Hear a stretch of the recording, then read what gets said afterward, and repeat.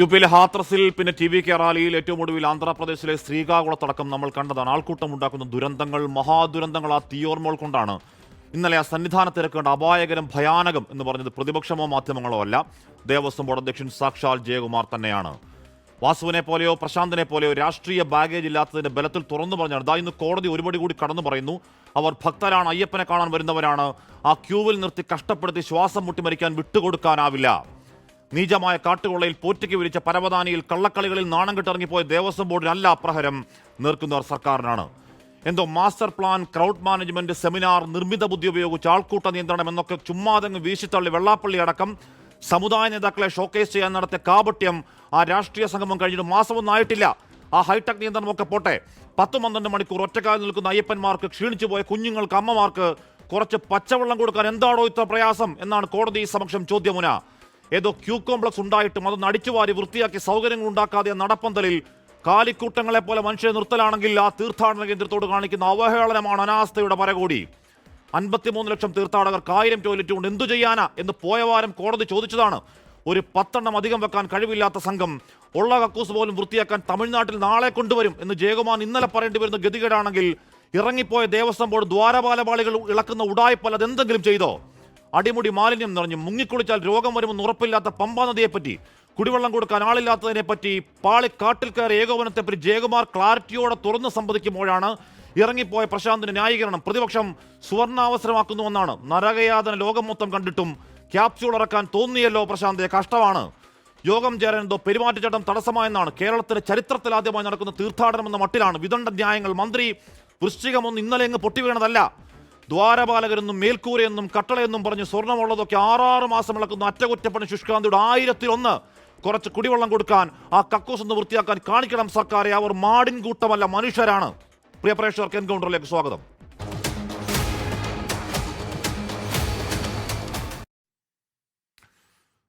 Shri P K Gopan, Shri Sandeep Warrier, Shri G Prithvipal ആചാര സംരക്ഷണ സമിതി നേതാവാണ്, ശ്രീ സുഭാഷ് ബാബു എന്നിവർ ചർച്ചയിൽ ചേരുന്നു. ആദ്യം ഞാൻ ശ്രീ സുഭാഷ് ബാബുവിലേക്കാണ് പോകുന്നത്. ശ്രീ സുഭാഷ് ബാബു, അവിടെ ഇന്നലെ അങ്ങനെ ഈ പറയുന്ന ദേവസ്വം ബോർഡ് അധ്യക്ഷന് പോലും ഭയം തോന്നുന്ന വലിയ ഭയാനകമായ ആൾക്കൂട്ടം അവിടെ ഉണ്ടായി, ഇടപെടലുണ്ടായി, നിയന്ത്രണമുണ്ട്. ഇന്നിപ്പോൾ സന്നിധാനത്ത് അവിടെ വലിയ തിരക്ക് കാണാനില്ലെന്ന് പറയുന്നുണ്ട്. പക്ഷേ താഴേക്ക് ആ തിരക്ക് അവിടെ ഉണ്ട്. അക്യുമുലേറ്റ് ചെയ്ത് വരുന്ന അത്രയും ആളുകൾ അവിടെ നിൽക്കലാണല്ലോ. കോടതി പറയുന്നത് പോലെ ഇത്തരത്തിൽ കമ്പാർട്ട്മെന്റിലൈസ് ആക്കി അല്ലെങ്കിൽ ഈ പറഞ്ഞ സെക്ഷനായി തിരിച്ചുകൊണ്ടുള്ള വളരെ ശാസ്ത്രീയമായ ആൾക്കൂട്ട നിയന്ത്രണം എന്തുകൊണ്ടാണ് നമുക്ക് സാധ്യമാവാതെ പോകുന്നത്? സുഭാഷ് ബാബു. അത് തീർച്ചയായിട്ടും ഇന്നലത്തെ കാര്യത്തിൽ ശ്രദ്ധക്കുറവ് സംഭവിച്ചു എന്നുള്ളത് സമ്മതിക്കാതിരിക്കാൻ പോലീസിന് പറ്റില്ല. കാരണം എന്താണെന്ന് വെച്ച് കഴിഞ്ഞാൽ അവിടെ സ്ഥിരമായിട്ടൊരു ബന്ധവ സ്കീമുണ്ട്. ഓരോ വർഷവും അവിടെ അത് ആവർത്തിച്ച് അത് പുതിയ അതിനകത്തിൽ എന്തെങ്കിലും ചേർക്കലുകൾ ഉണ്ടെങ്കിൽ അതിനകത്ത് ചേർത്തുകൊണ്ടാണ് ഈ ബന്ധവ് സ്കീമുണ്ട്. അത് സ്ഥിരമായിട്ടുള്ളൊരു കാരണം വളരെ വർഷങ്ങളായിട്ടുണ്ട്. അതായത് ഈ വർഷം അല്ലെങ്കിൽ കഴിഞ്ഞ വർഷമോ അതിൻ്റെ മുൻപിൽ വർഷങ്ങളിലോ ചെയ്തിരിക്കുന്ന ബന്ധവ് സ്കീമിൽ എന്തെങ്കിലും അപാകതകളോ ന്യൂനതകളോ ഉണ്ടായിരുന്നു, അതുകൊണ്ട് എന്തെങ്കിലും അനിഷ്ട സംഭവങ്ങളോ അപകടങ്ങളോ സംഭവിച്ചിട്ടുണ്ടെങ്കിൽ അതുകൂടെ പരിഹരിക്കുന്നതിന് ഉതകുന്ന രീതിയിൽ അതിനൊരു റിവ്യൂ നടത്തുകയും ആ റിവ്യൂ നടത്തുന്നതിൻ്റെ അടിസ്ഥാനത്തിൽ ഈ ബന്ധവ് സ്കീം ഓരോ വർഷവും റിവൈസ് ചെയ്യുകയും അത് കൂടുതൽ കുറ്റമറ്റതാക്കുകയും ചെയ്യണമെന്നാണ് അവിടുത്തെ വ്യവസ്ഥ. അത് സാധാരണ ചെയ്തുകൊണ്ടിരിക്കുന്നതാണ്. ഇപ്പോൾ കഴിഞ്ഞ കൊല്ലം അങ്ങനെ റിവ്യൂ ചെയ്തോ ഇല്ലയോ എന്ന് എനിക്ക് പറയാൻ പറ്റില്ല. കാരണം കഴിഞ്ഞ കൊല്ലവും ആദ്യ ദിവസങ്ങളിൽ ഇതേമാതിരി അധിക അയ്യപ്പ ഭക്തന്മാർ വരികയും അവിടെ ചില പ്രശ്നങ്ങളൊക്കെ ഉണ്ടായി എന്ന് പറഞ്ഞാൽ അതുകൊണ്ട് തീർച്ചയായിട്ടും പറയേണ്ടതാണ്. സൈഡിൽ കൂടെ വരുന്ന ആളുകളെയൊക്കെ നിയന്ത്രിക്കാൻ പോലീസിനല്ലാണ്ട് വേറെ ആർക്കും സാധിക്കില്ല. അപ്പോൾ ഇവിടെ പ്രധാനമായിട്ട് എന്താണെന്ന് പറഞ്ഞാൽ കോടതി പറഞ്ഞത് നമ്മുടെ നിയമത്തിൻ്റെ വ്യവസ്ഥയിൽ ക്രൗഡ് കൺട്രോൾ എന്ന് പറയുന്ന ഏറ്റവും ശ്രമകരമായ ദൗത്യത്തിൻ്റെ ഭാഗമായി ഉൾപ്പെട്ട കാര്യങ്ങളാണ് കോടതി പറഞ്ഞത്. കാരണം ആളുകളെ നിയന്ത്രിക്കുക, അവിടെ എത്ര ആളുകൾക്ക് വരാം, കപ്പാസിറ്റി എത്ര ഉണ്ട്, ആ കപ്പാസിറ്റി അനുസരിച്ചിട്ട് താഴെയുന്ന അല്ലെങ്കിൽ ഏതെങ്കിലും വഴിയിൽ നിന്ന് വരുന്നുണ്ടെങ്കിൽ ആളുകളെ നിയന്ത്രിച്ച് അവിടെ നിർത്തുക. അതനുസരിച്ച് ഇവിടുത്തെ സൗകര്യങ്ങൾക്ക് നോക്കിക്കൊണ്ട് അത് ഭാഗികമായിട്ട് കുറച്ച് ആളുകളെ വിടുക. അങ്ങനെ വിട്ട ആളുകൾ ഒരു ഓൺ റഷ്, അതായത് തള്ളൽ വരാതിരിക്കാൻ വേണ്ടിയിട്ട് അവരെ സെക്ടറൈസ് ചെയ്തിട്ട് അത് ഒന്നുകിൽ ഏതെങ്കിലും ബാരക്കേഡുകൾ കെട്ടി അവരെ നിയന്ത്രിച്ച് കുറേ സെക്ടർ ഓരോരോ കഷ്ണങ്ങളായി സെക്ടറാക്കുക. ഓരോ സെക്ടറിൽ എത്ര ആൾ വരെ വരാം എന്ന് തീരുമാനിക്കുക. അങ്ങനെ വന്നതിന് ശേഷം സന്നിധാനത്തെത്തുന്ന അവസരത്തിൽ അവിടെ ഈ നടപ്പന്തല്ലും ബാക്കി ക്യൂവിലൊക്കെ അധികം റഷ് വരാത്ത രീതിയിൽ അതിന് പറ്റുന്ന എത്ര നമ്പറുകളെ കടത്തിവിടുക. അങ്ങനെ കടത്തിവിടുന്ന അവസരത്തിൽ സ്വാഭാവികമായിട്ട് എന്താണെന്നറിയോ, ഈ തിരക്ക് കുറയുന്ന അവസരത്തിൽ സ്പീഡ് കൂടും. ആ സ്പീഡ് കൂടുമ്പോൾ എന്താന്ന് പറഞ്ഞാൽ ഇതേമാതിരിയുള്ള പ്രത്യേക ഈ അപകടങ്ങളൊന്നും സംഭവിക്കാത്ത അല്ലെങ്കിൽ ഭക്തർക്ക് ക്ലേശങ്ങൾ ഉണ്ടാക്കാത്ത രീതിയിൽ അതിനെ നിയന്ത്രിക്കാൻ കഴിയും. അപ്പോൾ അവിടെ എന്താന്ന് പറഞ്ഞാൽ നമ്മൾ സാധാരണ ക്രൗഡ് കൺട്രോളിൽ പറയുന്നത് ഒരു സ്ക്വയർ മീറ്ററിൽ എത്ര ആളുകൾ വരാം. അത് പറയുന്നത് സാധാരണഗതിയിൽ 4 ആളാണെങ്കിൽ സ്വതന്ത്രമായിട്ട് അവർക്ക് കൈയും കാലും എടുത്തിട്ടൊക്കെ നിൽക്കാം. പക്ഷേ 6 ആൾ വരെ ആയാൽ തന്നെ അവർക്ക് അങ്ങോട്ടും ഇങ്ങോട്ടും യഥേഷ്ടം ചലനത്തിനോ വലിയ ഒരുപാട് ബുദ്ധിമുട്ടുകളുണ്ട്. അതിൽ കൂടിയാൽ അവിടെ ശ്വാസതടസ്സം, ബുദ്ധിമുട്ട്, അവർക്ക് ശാരീരികമായ ക്ലേശം, മാനസികമായ പ്രശ്നമൊക്കെ ഉണ്ടാകും. അങ്ങനെ വരുന്ന അവസരത്തിൽ ആളുകൾക്ക് സ്വന്തം കാലിൽ നിൽക്കാൻ ബാലൻസ് കിട്ടില്ല. അപ്പോൾ എന്താ പറയുക, ഒരു വേവിങ് ക്രൗഡാവും. അതായത് അങ്ങോട്ടും ഇങ്ങോട്ടും ആടിക്കൊണ്ടിരിക്കും. അപ്പോൾ ആരെങ്കിലും ഒരാൾ വീണ് കഴിഞ്ഞാൽ എല്ലാവരും കൂടെ ഒരു ഓൺ റഷിൽ വരും. അല്ലെങ്കിൽ അവിടെ എന്തെങ്കിലും പെട്ടെന്നൊരു ശബ്ദം കേട്ട് കഴിഞ്ഞാൽ എന്തോ അപകടമാണെന്ന് വിചാരിച്ച ആളുകൾ അങ്ങോട്ട് പോകും. അപ്പോൾ അങ്ങനെ വരുമ്പോൾ അല്ലെങ്കിൽ ബാരക്കേഡ് പൊട്ടിക്കഴിഞ്ഞാലും ഉണ്ടാവും. അത് കുറച്ച് ആളുകൾ വീണ് കഴിഞ്ഞാൽ എന്താന്ന് പറഞ്ഞാൽ ബാക്കിയുള്ള ആൾ ഭയപ്പെട്ട് ഇവരുടെ മേളിൽ കൂടെ ചവിട്ടിക്കയറി. അങ്ങനെയാണ് സാധാരണ സ്റ്റാമ്പേഡ് ഉണ്ടായി ആളുകൾ മരിച്ചു പോകുന്നത്. അപ്പോൾ മുമ്പ് ശബരിമല ചില അപൂർവ സന്ദർഭങ്ങളിലൊക്കെ അങ്ങനെ സംഭവിച്ചിട്ടുണ്ട്. അപ്പോൾ ഇവിടെ ശരിക്കൊരു ശ്രദ്ധക്കുറവുണ്ടായിരുന്നു. ആളുകൾ ഇത്ര വരില്ല എന്ന് വിചാരിച്ചു എന്നൊക്കെ പറയുന്നത് ന്യായീകരണമല്ല. കാരണം ഇതിനൊരു നമ്പർ എടുക്കാൻ വലിയ ബുദ്ധിമുട്ടില്ല. അധികം ആളുകളും വരുന്നത് ഇപ്പോൾ എന്താണ് കാനനപാത വഴിയുള്ളൊക്കെ വരുന്ന ആളുകൾ തുടങ്ങിയിട്ടില്ല. അപ്പോൾ അതുകൊണ്ട് എന്തായാലും എല്ലാവരും വരുന്നത് മിക്കവാറും പാമ്പ വഴി തന്നെയാണ്. പാമ്പ വഴി വരുമ്പോൾ എത്ര ആളുകൾ ഇങ്ങോട്ട് കടന്നു പോകുന്നു എന്ന് ഏകദേശം അറിയാം. ഇപ്പോൾ തന്നെ ഏരിയൽ നമ്പർ എടുത്താൽ തന്നെ ഒരു കാൽക്കുലേഷൻ CCTV ദൃശ്യങ്ങളിൽ ആ ദൃശ്യങ്ങൾ നോക്കിയാൽ തന്നെ ഏകദേശം എത്ര ക്രൗഡ് കടന്നു പോകുന്നു എന്ന് മനസ്സിലാക്കാം. ഇവിടെ ക്രൗഡ് എന്ന് പറയുന്നത് കൺട്രോൾ ചെയ്യാതെ അങ്ങോട്ട് വിട്ട് കഴിഞ്ഞാൽ ഇവരെങ്ങോട്ട് പോകും. അതുപോലെ തന്നെ അവിടെ ചെന്ന് കഴിഞ്ഞ ആളുകളെ അവിടെ നിന്ന് ദർശനം കഴിഞ്ഞ് അവിടെ തങ്ങാതെ അവിടെ നിന്ന് താഴേക്ക് ഇറക്കി വിട്ടാലല്ലേ പുതിയ ആളുകൾക്ക് ഇങ്ങോട്ട് വരാൻ പറ്റുള്ളൂ.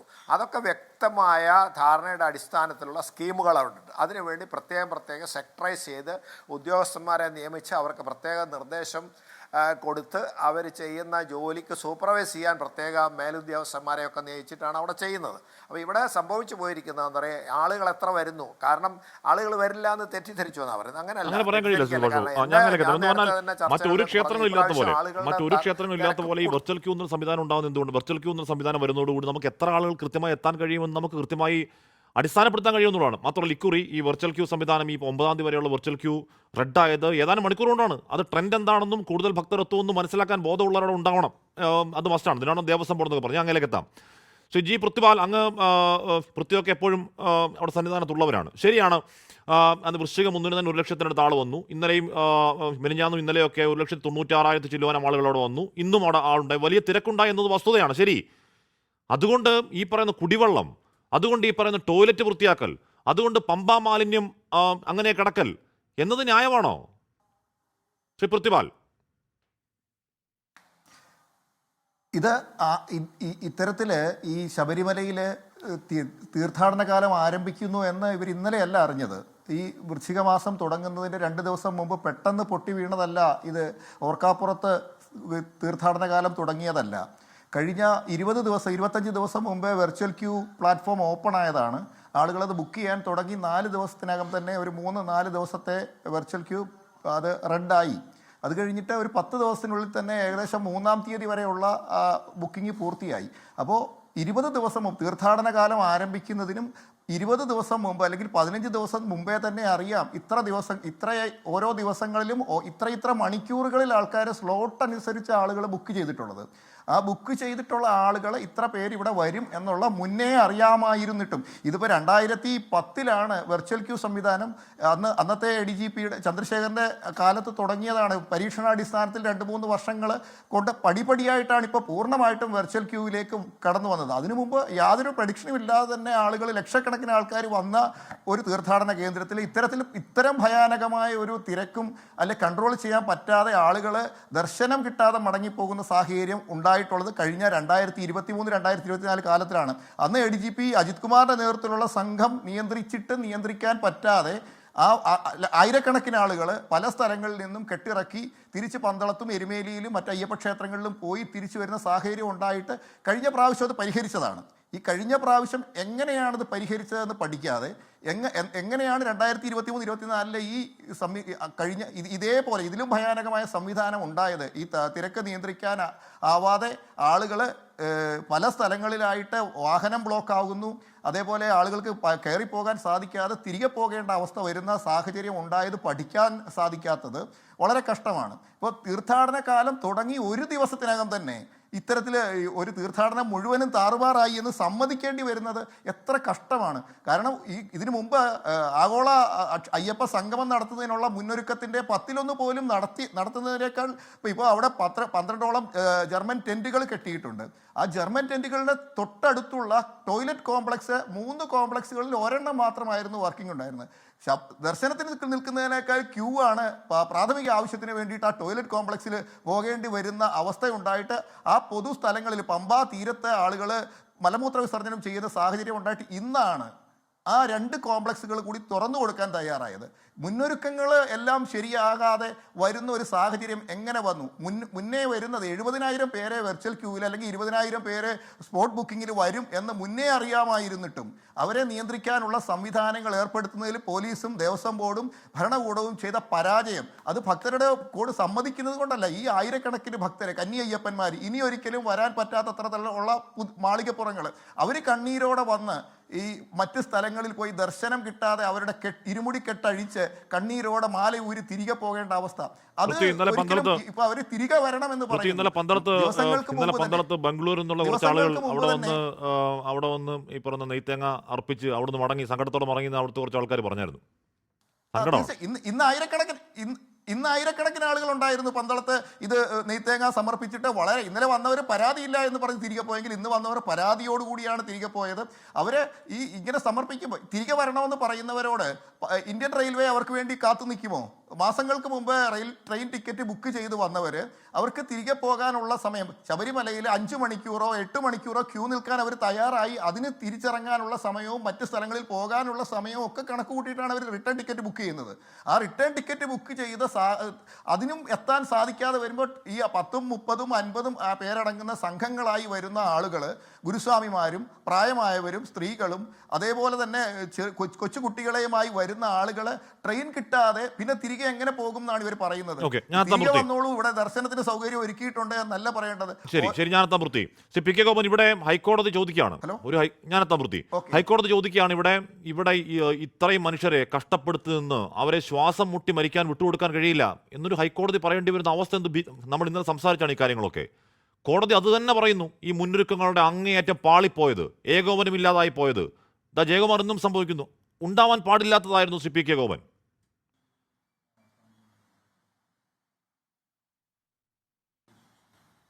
ശ്രീ ഹാഷ്മി, ബഹുമാനപ്പെട്ട ഹൈക്കോടതി അവിടെ നിരീക്ഷണം മാത്രം നടത്തേണ്ടുന്ന ഒരു സംവിധാനമല്ല. ബഹുമാനപ്പെട്ട ഹൈക്കോടതി മറ്റ് പല കാര്യങ്ങളിൽ നിന്ന് വ്യത്യസ്തമായി നേരിട്ട് ഇടപെടാനുള്ള അവകാശവും അധികാരവുമുള്ള ഒരു സംവിധാനം കൂടിയാണ്. നേരത്തെ മുതൽ അവിടെ നടക്കുന്ന എല്ലാ ഒരുക്കങ്ങളും നിരീക്ഷിക്കാനും അത് ക്രമീകരിക്കാനും ബഹുമാനപ്പെട്ട ഹൈക്കോടതിക്ക് അവകാശമുണ്ട്, അധികാരമുണ്ട്, ഉത്തരവാദിത്വമുണ്ട്. അപ്പോൾ അവിടെ ഇപ്പോൾ അവർ തന്നെ ചൂണ്ടിക്കാണിച്ചൊരു കാര്യം അത് നമ്മൾ മുഖവിലയ്ക്കെടുക്കണം. ഒരു കാനനക്ഷേത്രം എന്ന അർത്ഥത്തിൽ അവിടെ നമുക്ക് ഉൾക്കൊള്ളാൻ കഴിയാവുന്നതിന് പരിമിതിയുണ്ട്.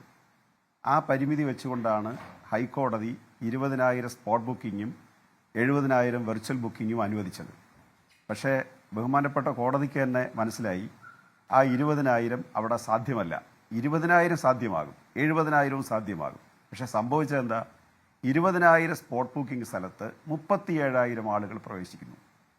സ്പോട്ട് ബുക്കിംഗ് നടത്താത്തവരും അവിടെ കാനനപാതയിലൂടെ കടന്നു വരുന്നു. വെർച്വൽ ബുക്കിങ്ങിൽപ്പെട്ട ആളുകൾ നിശ്ചിത സമയത്ത് വരാതെ അവർ ദിവസങ്ങൾ മാറി വരുന്നു. ചിലപ്പോൾ കഴിഞ്ഞ ദിവസം വരേണ്ടവർ അടുത്ത ദിവസം എത്തുന്നു. ആ പ്രയാസം അത് അവരെ പൂർണ്ണമായിട്ട് കുറ്റപ്പെടുത്താൻ കഴിയില്ല. അവരുടെ വാഹന സൗകര്യവും വ്യക്തിപരമായ അസൗകര്യമൊക്കെ ചിലപ്പോൾ ബാധിക്കാം. പക്ഷേ അവിടുത്തെ ഒരു നിയമപരമായ നടപടിക്രമങ്ങളിൽ നിന്ന് വ്യതിചലിക്കേണ്ടി വരും.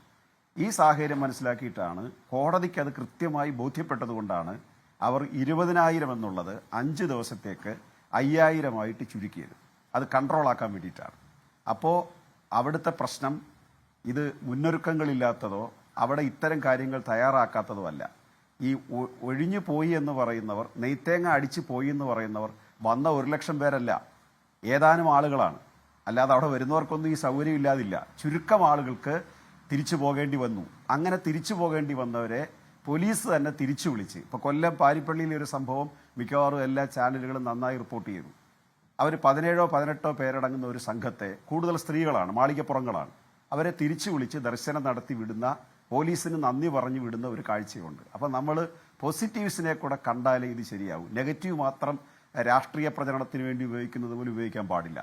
അങ്ങനെയുള്ള ചില സാധ്യതകളോടെയുണ്ട്. എന്നാൽ ചില ആൾക്ക് പ്രയാസമുണ്ട്.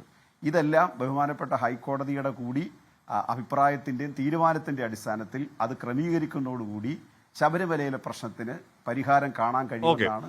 പക്ഷേ ഇന്ന് ഹൈക്കോടതി ഇന്ന് ആ കേസ് കേൾക്കാൻ തുടങ്ങിയപ്പോൾ തന്നെ കോടതി പറഞ്ഞു ഒന്നും നടന്നില്ലോ എന്ന് ചോദിച്ചാൽ അത് ശരിയാവില്ല. ഞാൻ പറഞ്ഞ കേസ് എടുത്തപ്പോൾ തന്നെ ഹൈക്കോടതി ചോദിക്കുന്നത് പറഞ്ഞു ഒന്നും നടന്നില്ലല്ലോ എന്ന ആമുഖ ചോദ്യത്തോടെയാണ്. അപ്പൊ കോടതി പറയുന്നുണ്ട്, കോടതി നേരത്തെ പറഞ്ഞതാണ്, കോടതി ഈ പറഞ്ഞ 51 ലക്ഷം പേർക്ക് 1000 ശുചിമുറി കൊണ്ട് കാര്യമുണ്ടോ, അടുത്ത വർഷമെങ്കിലും നിങ്ങളൊന്ന് കാര്യമായിട്ട് എന്തെങ്കിലും ചെയ്യണം എന്നൊക്കെ കോടതി കഴിഞ്ഞ വാരവും അതിന് മുമ്പത്തെ വാരവും ഒക്കെ കോടതി പറഞ്ഞുകൊണ്ടേയിരിക്കുകയാണ്. കോടതിക്ക് അവിടെ ഇറങ്ങി പണിയെടുക്കാൻ പറ്റത്തില്ലോ. ഒറ്റ മിനിറ്റ്, അങ്ങ് പറയുന്നുണ്ട് മുന്നൊരുക്കങ്ങൾ പ്രശ്നമില്ലാന്ന്. മുന്നൊരുക്കൽ പ്രശ്നം ഉണ്ടെന്ന് തന്നെ പറഞ്ഞുകൊണ്ടിരിക്കുന്നത് ദേവസ്വം ബോർഡ് അധ്യക്ഷനാണ്. ഇന്നിപ്പോ കോടതി വിധി വരുമ്പോൾ അദ്ദേഹത്തോട് ഫോണിൽ സംസാരിക്കണം. അദ്ദേഹം അടിവരയിട്ട് പറയാണ്, കോടതി പറയുന്നത് ശരിയാണ്, 6 മാസം മുമ്പെങ്കിലും ഈ സാധനം ഉണ്ടാവണം എന്ന് അടിവരയിട്ട് പറയുന്നത് ദേവസ്വം ബോർഡ് അധ്യക്ഷനാണ്. ടി.പി. കെ. ഗോപൻ, അങ്ങ് മുന്നൊരുക്കത്തിൽ പ്രശ്നമില്ലെന്ന് പറഞ്ഞാൽ അധ്യക്ഷനേക്കാൾ അങ്ങേക്ക് അറിയോ? നമുക്ക് ആർക്കെങ്കിലും അറിയോ? ശ്രീ ഹാഷ്മി, സന്നിധാനത്ത് 1000 ശുചിമുറി അല്ല ശ്രീ ഹാഷ്മി, സന്നിധാനത്ത് 1005 ശുചിമുറി, ക്യൂ കോംപ്ലക്സിന്റെ അവിടെ 164 ശുചിമുറി.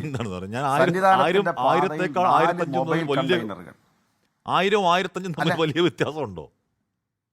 അല്ല, 1000 അല്ല 3000-ഓളം ശുചിമുറി സംവിധാനങ്ങൾ ശബരിമലയിൽ ഈ 90,000 പേർക്ക് പര്യാപ്തമാകും. അതിനൊരു സാങ്കേതികമായ കണക്കുണ്ട്, ശാസ്ത്രീയമായ കണക്കുണ്ട്. പക്ഷേ അതല്ല, 20,000 സ്പോട്ട് ബുക്കിങ്ങിൽ 17,000 പേര് അധികം വന്നാലോ, 70,000 വെർച്വൽ ബുക്കിങ്ങിൽ പിന്നെ ട്രാക്ക് തെറ്റി വന്നാലോ, അത് അങ്ങനെയുള്ള പ്രയാസം ഉണ്ടാകുമ്പോഴാണ് ശുചിമുറിയിൽ പ്രശ്നം വരുന്നത്. അല്ലാതെ ശുചിമുറിയുടെ കുറവല്ല. ശുചിമുറി സ്ഥാപിക്കുന്നതിന് ശബരിമലയിൽ അതിനും പരിമിതിയില്ലേ ശ്രീ ഹാഷ്മി? ശബരിമലയിലെ വനഭൂമി ഉപയോഗിക്ക്, അതാണല്ലോ നമ്മൾ അയ്യപ്പ സംഗമത്തിലൂടെ ഒരു മാസ്റ്റർ പ്ലാൻ തയ്യാറാക്കിയത്. ആ മാസ്റ്റർ പ്ലാന്റെ ഭാഗമായി ഓരോ വർഷവും വർധനയുണ്ടാകും, ഭക്തരുടെ എണ്ണത്തിൽ വർധനയുണ്ടാവും. ആ വർധനയ്ക്കനുസരിച്ച് അവിടെ സൗകര്യം ഒരുക്കണമെങ്കിൽ സ്ഥലം കൂടുതൽ കണ്ടെത്തണം. അങ്ങനെ അതാണ് കോടതിയിൽ ദേവസ്വം ബോർഡ് പറഞ്ഞത്. അടുത്ത വർഷമെങ്കിലും ഇതിന് സൗകര്യം ഉണ്ടാക്കണമെന്നാണ് കോടതി പറഞ്ഞത്. ഞാനിപ്പോ ജയകുമാർ ഇന്ന് പറഞ്ഞൊന്ന് കേൾക്കാം. ജനങ്ങളെ ശബരിമലയിൽ കയറ്റി എല്ലാം കൊണ്ട് അപകടവുമാണ്, അവർക്ക് ബുദ്ധിമുട്ടുമാണ്. 90,000 ആളിൽ കൂടുതൽ പമ്പയിൽ നിന്ന് മുകളിലേക്ക് കയറാൻ പാടില്ല. കയറുന്നവരെ നല്ല റെഗുലർ ഫ്ലോ ആയിട്ട് പോകണം. അവരെ അപ്പാച്ചിമേട്ടിൽ നീലിമലയിൽ നിർത്താൻ പാടില്ല. അവരെ മരക്കൂട്ടത്തിൽ മാത്രമേ കുറച്ച് നേരം നിർത്താൻ പാടുള്ളൂ. പിന്നീട് അവരെ നമ്മൾ ക്യൂ കോംപ്ലക്സിലിരുത്തി ശരകുത്തി നിന്ന് താഴെ വിട്ട് കഴിയുമ്പോഴത്തേക്ക് ഒരു 3 മണിക്കൂർ കൊണ്ട് ഭംഗിയായിട്ട് തൊഴുതിറങ്ങാം. അങ്ങനെയൊരു സ്ഥിതിവിശേഷം ഉണ്ടാവും, അതിനുള്ള ക്രമീകരണങ്ങൾ ഉണ്ടാവും. എന്തെങ്കിലുമൊക്കെ വീഴ്ച സംഭവിച്ചിട്ടുണ്ടാവാം, ഉണ്ടാവാമെന്നല്ല, ഉണ്ട്, വീഴ്ച സംഭവിച്ചിട്ടുണ്ട്. അത് പരിഹരിച്ച് മുമ്പോട്ട് പോവുകയാണ്. Within 2 days you will see the result.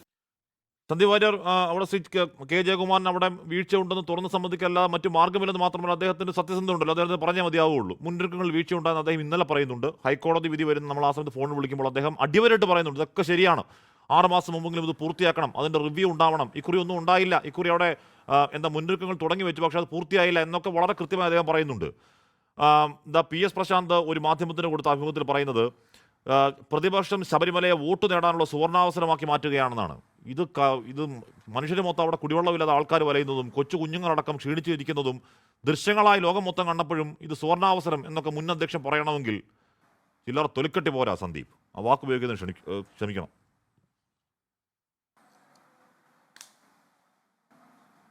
പ്രതിപക്ഷം ഇത് ഉപയോഗിക്കുന്നുണ്ടെങ്കിൽ പ്രതിപക്ഷത്തിന് ഉപയോഗിക്കാതിരിക്കാനുള്ള അവസരം കൊടുക്കാതിരുന്നാൽ പോരെ? കൃത്യമായിട്ട് അവലോകന യോഗം നടത്തുകയും ശബരിമല സീസൺ ഭംഗിയായിട്ട് നടത്താൻ വേണ്ട കാര്യങ്ങൾ ചെയ്തു പോവുകയും ചെയ്താൽ പിന്നെ എതിരാളികൾക്ക് ഇത് ഉപയോഗിക്കാൻ സാധിക്കൂ? ഇല്ലല്ലോ. അപ്പോൾ എന്തുകൊണ്ടാണ് സംഭവിച്ചത്? ഇപ്പോൾ നോക്കിയപ്പോൾ തന്നെ ഇടതുപക്ഷത്തിൻ്റെ പ്രതിനിധിക്ക്, CPM-ൻ്റെ പ്രതിനിധിക്ക് ഈ നാട്ടിലെ ജനങ്ങൾക്ക് ബോധ്യപ്പെട്ടൊന്നും ബോധ്യപ്പെട്ടിട്ടില്ല. ദേവസ്വം ബോർഡിൻ്റെ പ്രസിഡന്റിന് ബോധ്യപ്പെട്ടു വീഴ്ചകൾ സംഭവിച്ചിട്ടുണ്ട്, അവലോകന യോഗം നടന്നിട്ടില്ല, ഭക്തജനങ്ങൾ ബുദ്ധിമുട്ടുകയാണ്, അയ്യപ്പ ഭക്തർ നരകയാതന അനുഭവിക്കുകയാണെന്നത് ദേവസ്വം ബോർഡിൻ്റെ പ്രസിഡന്റ് ബോധ്യപ്പെട്ടു.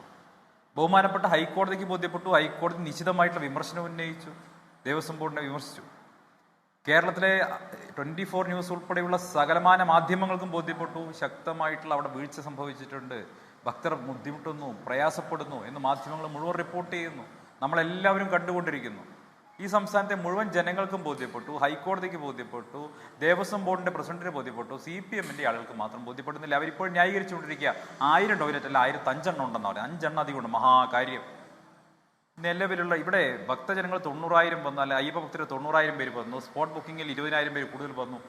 ഇത് അതിൽ നിന്നൊരു 10,000 പേര് അധികം വന്നപ്പോൾ പ്രതിസന്ധി ഉണ്ടായി എന്ന് പറയുമ്പോൾ ഈ പമ്പയിലെ ബയോ ടോയ്ലറ്റുകൾ അടഞ്ഞു കിടക്കുകയാണല്ലോ, അത് തുറക്കാൻ ഇതെന്തായിരുന്നു തടസ്സമായിരുന്നത്? പമ്പയിലെ ബയോ ടോയ്ലറ്റ് 24 ന്യൂസിന്റെ സംഘത്തോട് ചോദിച്ചു നോക്ക്. പമ്പയിലെ ബയോ ടോയ്ലറ്റുകൾ വർക്ക് ചെയ്യുന്നില്ല, അടഞ്ഞു കിടക്കുകയാണ്. അവിടുത്തെ ടോയ്ലറ്റുകൾ പലതും അടഞ്ഞു കിടക്കുന്നു. കുടിവെള്ള വിതരണം കാര്യക്ഷമമല്ല, കിട്ടുന്നില്ല. അവിടെ നിൽക്കുന്ന ആളുകൾ, മല കയറുന്ന ആളുകൾ കുടിവെള്ളം കിട്ടാതെ, ഭക്ഷണം കിട്ടാതെ, ചെറിയ കുട്ടികളടക്കമുള്ളവർ വലിയ കഷ്ടപ്പാട് അനുഭവിക്കുന്നു. ഇതെല്ലാം മാധ്യമങ്ങൾ റിപ്പോർട്ട് ചെയ്യുകയല്ലേ? ഇത് ഞങ്ങൾ പറയുന്നതാണോ, പ്രതിപക്ഷം പറയുന്നതാണോ? അവിടെ പോയി കഴിഞ്ഞാൽ ഇന്നലെ ഒരു സ്ത്രീ അവിടെ കുഴഞ്ഞു വീട് മരിച്ചു, ഇവിടെ അയ്യപ്പ ഭക്ത കുഴഞ്ഞു വീട് മരിച്ചു. ഒന്നും സംഭവിക്കാതിരിക്കട്ടെ. ഒരു മനുഷ്യ ദുരന്തമായി ഇത് മാറരുത് എന്നാണ് നമ്മളൊക്കെ ആഗ്രഹിക്കുന്നത്, മാധ്യമങ്ങൾ ആഗ്രഹിക്കുന്നത്, പ്രതിപക്ഷം ആഗ്രഹിക്കുന്നത്. പക്ഷെ സർക്കാർ അപ്പോഴും ഇത് ഒരു തികഞ്ഞ അലംഭാവത്തോടു കൂടി ഇതിനെ വീക്ഷിക്കുകയാണ്. ഒരു ചൽത്താഹെ ആറ്റിറ്റ്യൂഡ് എന്ന് പറയും ഹിന്ദിയിൽ. ഇതൊക്കെ അങ്ങ് നടന്നു പോയിക്കോളും എന്നുള്ളൊരു ആറ്റിറ്റ്യൂഡാണ്. അതുകൊണ്ടാണ് ഒരു അവലോകന യോഗം പോലും നടത്തായിരുന്നത്. ഞാൻ ചോദിക്കട്ടെ, നിങ്ങൾ അയ്യപ്പ സംഗമം നടത്താൻ കാണിച്ച ഔത്സുക്യം എന്തുകൊണ്ടാണ് ഒരു അവലോകന യോഗം നടത്താൻ കാണിക്കായിരുന്നത്? എന്തുകൊണ്ടാണ് അവലോകന യോഗം ഇല്ലാതെ പോയത്? എന്തുകൊണ്ടാണ് ശബരിമലയിൽ ഭക്തർ വരും, വൃശ്ചികം 1-ാം തീയതി ഉണ്ടാകുമെന്നും അവിടെ ഭക്തജനങ്ങൾ ലക്ഷക്കണക്കിന് വരുമെന്നും ഇനി മകരവിളക്കൊക്കെ ആകുമ്പോൾ ഇതിലും എത്രയോ ഇരട്ടി ആളുകൾ വരാനിരിക്കുമ്പോൾ നിങ്ങൾ എങ്ങനെയാണ് ഇത് മാനേജ് ചെയ്യാൻ പോകുന്നത്? നിങ്ങൾ ഈ കള്ളം കൊണ്ട് എത്ര കാലം ഓട്ടയടയ്ക്കും? നിങ്ങൾ ചെയ്യാത്ത കാര്യങ്ങൾ, നിങ്ങളുടെ ഉത്തരവാദിത്വം മറന്നുകൊണ്ട് ശബരിമലയിൽ മോഷണത്തിന് വേണ്ടി നിങ്ങൾ നേതൃത്വം കൊടുക്കുന്ന സമയത്ത് ശബരിമലയിലെ സ്വത്തുക്കൾ, സ്വർണ്ണമടക്കം ഉള്ള കാര്യങ്ങൾ അവിടുന്ന് മോഷ്ടിച്ചു കൊണ്ടുപോകുന്നതിനിടയ്ക്ക് നിങ്ങൾക്ക് ശബരിമലയിലെ ഭക്തജനങ്ങൾക്ക് വേണ്ട കാര്യങ്ങൾ ചെയ്യുന്നതിൽ നിങ്ങൾ ശ്രദ്ധിച്ചില്ല. നിങ്ങൾ പോകുന്ന പോക്കിനെ കഴുക്കോൽ വരെ ഊരിക്കൊണ്ടുപോകുന്ന പരിപാടി ഇപ്പോൾ ഇടതുപക്ഷം ചെയ്തുകൊണ്ടിരിക്കുകയാണ്. അതുകൊണ്ടാണല്ലോ ശബരിമലയിലെ കട്ടളപ്പാളി വരെ ഊരിക്കൊണ്ടുപോയത്. ഒരു കള്ളൻ ഒരു വീട്ടിൽ കയറിയാൽ കട്ടളപ്പാളി മോഷ്ടിക്കണമെങ്കിൽ അതിനകത്തുള്ള സകലമാന സാധനങ്ങൾ മോഷ്ടിച്ച് കഴിഞ്ഞ ശേഷമായിരിക്കുമല്ലോ കട്ടളപ്പാളി ഇളക്കുന്നത്. ആ കട്ടളപ്പാളി വരെ ഇളക്കിക്കൊണ്ടുപോയി മോഷ്ടിക്കുന്ന നിലയിലേക്ക് കേരളത്തിലെ CPM ഇടതുപക്ഷ ഭരണകൂടം മാറിയിട്ടുണ്ടെങ്കിൽ അവർ തന്നെയാണ് ഇതിന് മുഴുവൻ ഉത്തരവാദികൾ. അവർ ചെയ്തിട്ടില്ലെങ്കിൽ ഞങ്ങൾ വിമർശിക്കും. വിമർശിക്കാൻ പ്രതിപക്ഷം വേണ്ടേ? പ്രതിപക്ഷത്തിന് ഇത് വിമർശിക്കാനുള്ള അധികാരമില്ലേ, അവകാശമില്ലേ? അത് പ്രതിപക്ഷത്തിന്റെ ബാധ്യതയല്ലേ? അത് ഞങ്ങൾ ചെയ്യുമ്പോൾ ഈ ദേവസ്വം ബോർഡിന്റെ മുൻ പ്രസിഡന്റിന് എന്താണ് ഇത്ര പ്രശ്നം? അദ്ദേഹം ചെയ്യേണ്ടിയിരുന്ന കാര്യങ്ങളല്ലേ? അദ്ദേഹത്തിന് അത് ബാധ്യതയുണ്ടായിരുന്നില്ലേ? അദ്ദേഹത്തിന് നേരത്തെ ഹൈക്കോടതിയിൽ വിമർശനം ഉയർന്നതാണല്ലോ ഇതുമായി ബന്ധപ്പെട്ട്, ഈ സ്വർണ്ണപ്പാളി മോഷണവുമായി ബന്ധപ്പെട്ട്.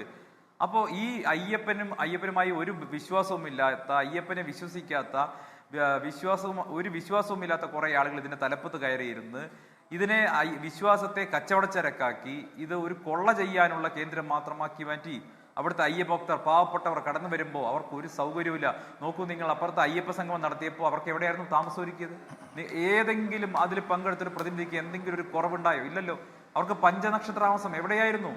നമ്മുടെ കുമരകത്ത് റിസോർട്ടുകളിൽ, പഞ്ചനക്ഷത്ര റിസോർട്ടുകളിൽ അയ്യപ്പ സംഗമത്തിൽ പങ്കെടുക്കാൻ വരുന്നവർക്ക് മുഖ്യമന്ത്രി എന്തൊക്കെയാണ് പറഞ്ഞിരുന്നത് ഞാൻ പറയാൻ ആഗ്രഹിക്കുന്നില്ല. പക്ഷേ സാധാരണക്കാരായ അയ്യപ്പ ഭക്തരുടെ സൗകര്യങ്ങൾ വർദ്ധിപ്പിക്കാൻ നിങ്ങൾ എന്ത് ചെയ്തു? അവിടുത്തെ പ്രധാനപ്പെട്ട ഒരു സെമിനാർ ക്രൗഡ് മാനേജ്മെന്റ് ആയിരുന്നല്ലോ. എവിടെ പോയി ക്രൗഡ് മാനേജ്മെന്റ്? ഓരോ മിനിറ്റിലും 18-ാം പടി കയറുന്നവരുടെ എണ്ണമുണ്ട്. ആ എണ്ണം കുറവ് സംഭവിച്ചാൽ സ്വാഭാവികമായിട്ട് താഴെ തിരക്ക് വർദ്ധിക്കും. ഈ ഒട്ടും പരിശീലനമില്ലാത്ത, പ്രായോഗിക പരിശീലനമില്ലാത്ത, മുൻ പരിചയമില്ലാത്ത പോലീസുകാരെ നിയോഗിച്ചിരിക്കുന്നത്. അവർക്കിത് മാനേജ് ചെയ്യാൻ പറ്റുന്നില്ല. ഓരോ മിനിറ്റിലും 18-ാം പടി കയറുന്നവരുടെ എണ്ണം കുറഞ്ഞുപോയി. എന്തുകൊണ്ട് സംഭവിച്ചു? അപ്പോൾ മുഴുവൻ പ്ലാനുകളും തെറ്റിപ്പോയി. പ്ലാനുകൾ ഉണ്ടായിരുന്നില്ലല്ലേ ശരിയായി വരികയുള്ളൂ. ഒരു പ്ലാനും ഉണ്ടായിരുന്നില്ല, ഒരു മുന്നൊരുക്കം ഉണ്ടായിരുന്നില്ല. എന്ത് വേണമെങ്കിലും സംഭവിക്കട്ടെ, വരുന്ന ഭക്തർ നരകയാതന അനുഭവിക്കട്ടെ, ഞങ്ങളുടെ മോഷണം കൈയോടെ പിടിക്കപ്പെട്ടത് കൊണ്ട് ഞങ്ങൾക്ക് ഇനി ഇവിടെ താല്പര്യമില്ല എന്ന് പറഞ്ഞ് ശബരിമലയെ കൈയൊഴിഞ്ഞിരിക്കുകയാണ് സർക്കാർ. കാരണം ശബരിമലയിലെ കളവ് പിടിക്കപ്പെട്ടപ്പോ ആ കൈയൊഴിഞ്ഞ് ജയകുമാറിന്റെ തലയിലേക്ക് ഇത് കെട്ടിവെച്ചിരിക്കുകയാണ്.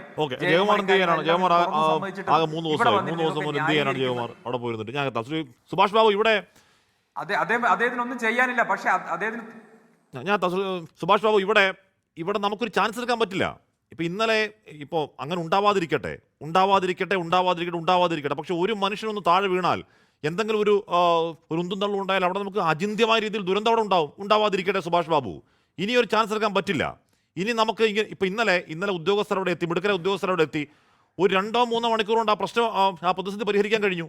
ആ പരിഹരിക്കാൻ പറ്റാത്ത പ്രശ്നമല്ല, ഉണ്ടായത് ഉപേക്ഷയാണ്, ഉണ്ടായത് അനാസ്ഥയാണ്. സുഭാഷ് ബാബു, തീർച്ചയായിട്ടും അത് പരോക്ഷമായിട്ട് നമ്മൾ സമ്മതിക്കേണ്ടി വരും. അത് പോലീസ് സമ്മതിക്കും. അവർക്ക് പരസ്യമായിട്ട് സമ്മതിക്കാൻ ബുദ്ധിമുട്ടുണ്ടാവും നമുക്കൊക്കെ അറിയാം.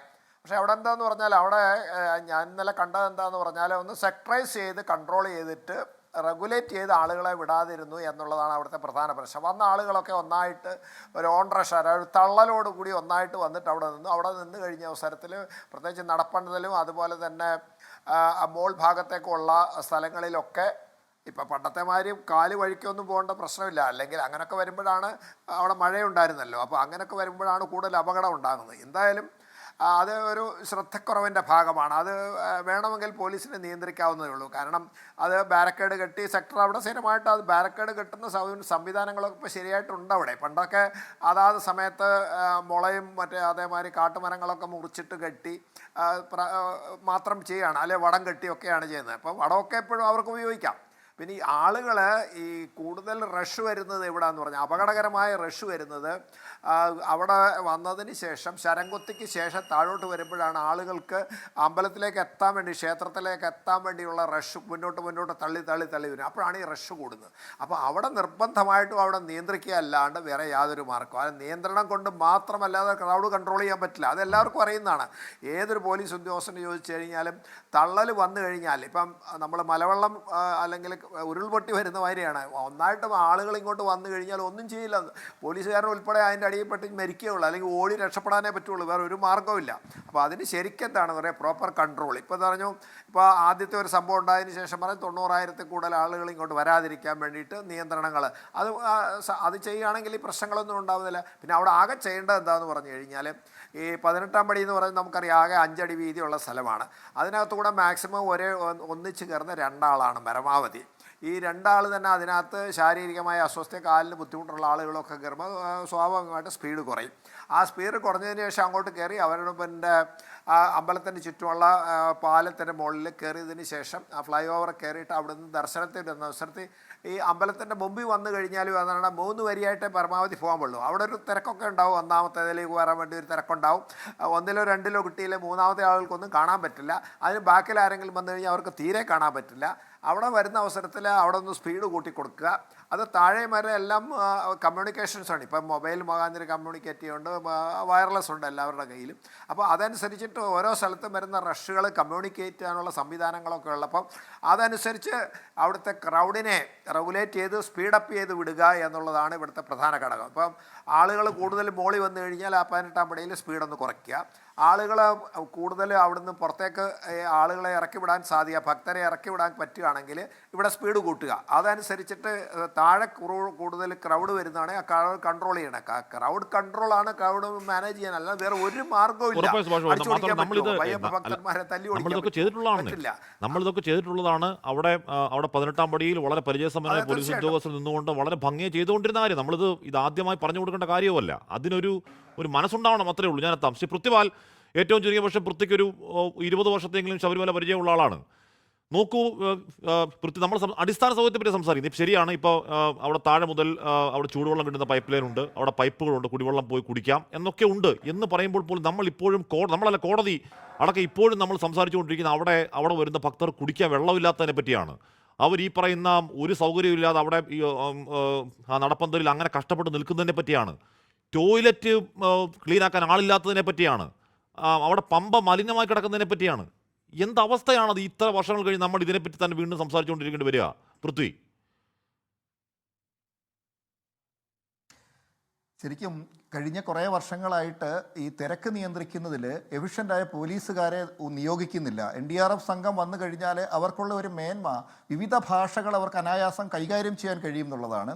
അവരെ ഭക്തരുമായിട്ട് കമ്മ്യൂണിക്കേറ്റ് ചെയ്യും. അവർ വളരെ സോഫ്റ്റായിട്ട് ഈ ആൾക്കാരെ ഹാൻഡിൽ ചെയ്യുന്നുണ്ട്. ഇവിടെ അടിസ്ഥാന സൗകര്യങ്ങളുടെ അപര്യാപ്തത വന്നത് പമ്പയിൽ, അദ്ദേഹം പറഞ്ഞു 3000 കക്കൂസ് ഉണ്ടെന്ന്. പക്ഷേ പമ്പയിലെ 3 കക്കൂസ് ബ്ലോക്കുകളിൽ 1 മാത്രമാണ് തുറന്നു കൊടുത്തത്. ബാക്കി അവിടുത്തെ ബയോ ടോയ്ലറ്റുകൾ തുറന്നു കൊടുത്തില്ല, 2 ബ്ലോക്കുകൾ തുറന്നു കൊടുത്തില്ല. കക്കൂസിൻ്റെ ഒരു അടിസ്ഥാന സൗകര്യം ഈ തിരക്ക് വർദ്ധിക്കുന്നതുമായിട്ട് എന്താണ് ബന്ധം? അത്തരത്തിൽ ഇതിനകത്തിൽ ഒരു കാര്യം നമ്മളെല്ലാവരും പരിശോധിക്കേണ്ട ഒരു കാര്യമുണ്ട്. 18-ാം പടിയിൽ കയറി പോകുന്ന 1-ാം തീയതിയും 2-ാം തീയതിയും 18-ാം പടിയിൽ കയറി പോകുന്ന ഭക്തരുടെ എണ്ണം പരിശോധിച്ചാൽ, അവരെ കയറ്റി വിടുന്ന രീതി പരിശോധിച്ചാൽ അവർ വളരെ സോഫ്റ്റായിട്ട് തോളിൽ തട്ടി കയറ്റി വിടുകയാണ്. മറ്റേത് നമ്മൾ ഇതിന് മുമ്പുള്ള ആളുകളെ ശ്രദ്ധിച്ചായിരിക്കും 1 മിനിറ്റിൽ 18-ാം പടി കയറി പോകുന്ന ആളുകളുടെ എണ്ണമുണ്ട്. ഇപ്പോൾ ഇന്നലത്തെ സ്ഥിതി പരിശോധിച്ചാൽ 18-ാം പടിക്ക് മുകളിൽ തിരക്കില്ല, ദർശനം നടത്തുന്നിടത്ത് തിരക്കില്ല. എന്തുകൊണ്ട് 18-ാം പടിക്ക് താഴെ തിരക്ക് വരുന്നു എന്ന് ചോദിച്ചാൽ 18-ാം പടി കയറുന്നതിൻ്റെ സ്പീഡ് കുറയുന്നു. ആ സ്പീഡ് കുറയുമ്പോൾ ഈ 18-ാം പടിയുടെ താഴെയുള്ള ആൽച്ചുവട് വരെയുള്ള ഭാഗത്ത് തിങ്ങി നിറഞ്ഞ ആളുകൾ നിന്നാൽ 1000-ൽ താഴെ ആളുകളെ നിൽക്കാനുള്ള സ്പേസേ ഉള്ളൂടെ. ആ നടപ്പന്തൽ മുഴുവനും ക്യൂവിൽ ആളുകൾ നിറഞ്ഞു നിന്നാലും ഒരു 6000-7000 പേര് നിൽക്കുന്ന സ്ഥലമേ ഉള്ളൂ. അത്രയും ആളുകളെ കയറ്റി വിടാനായിട്ട് ഒരു മിനിറ്റിൽ ഏകദേശം ഒരു 90 പേരെ അല്ലെങ്കിൽ 100 പേരെ കയറ്റി വിടാനുള്ള സംവിധാനം അവിടെ എഫിഷ്യൻ്റായ പോലീസ് ഉദ്യോഗസ്ഥരെ അവർ കൃത്യമായ ഇടവേളകളിൽ ചേഞ്ച് ചെയ്തുകൊണ്ട് അവിടെ നിന്ന് കഴിഞ്ഞാൽ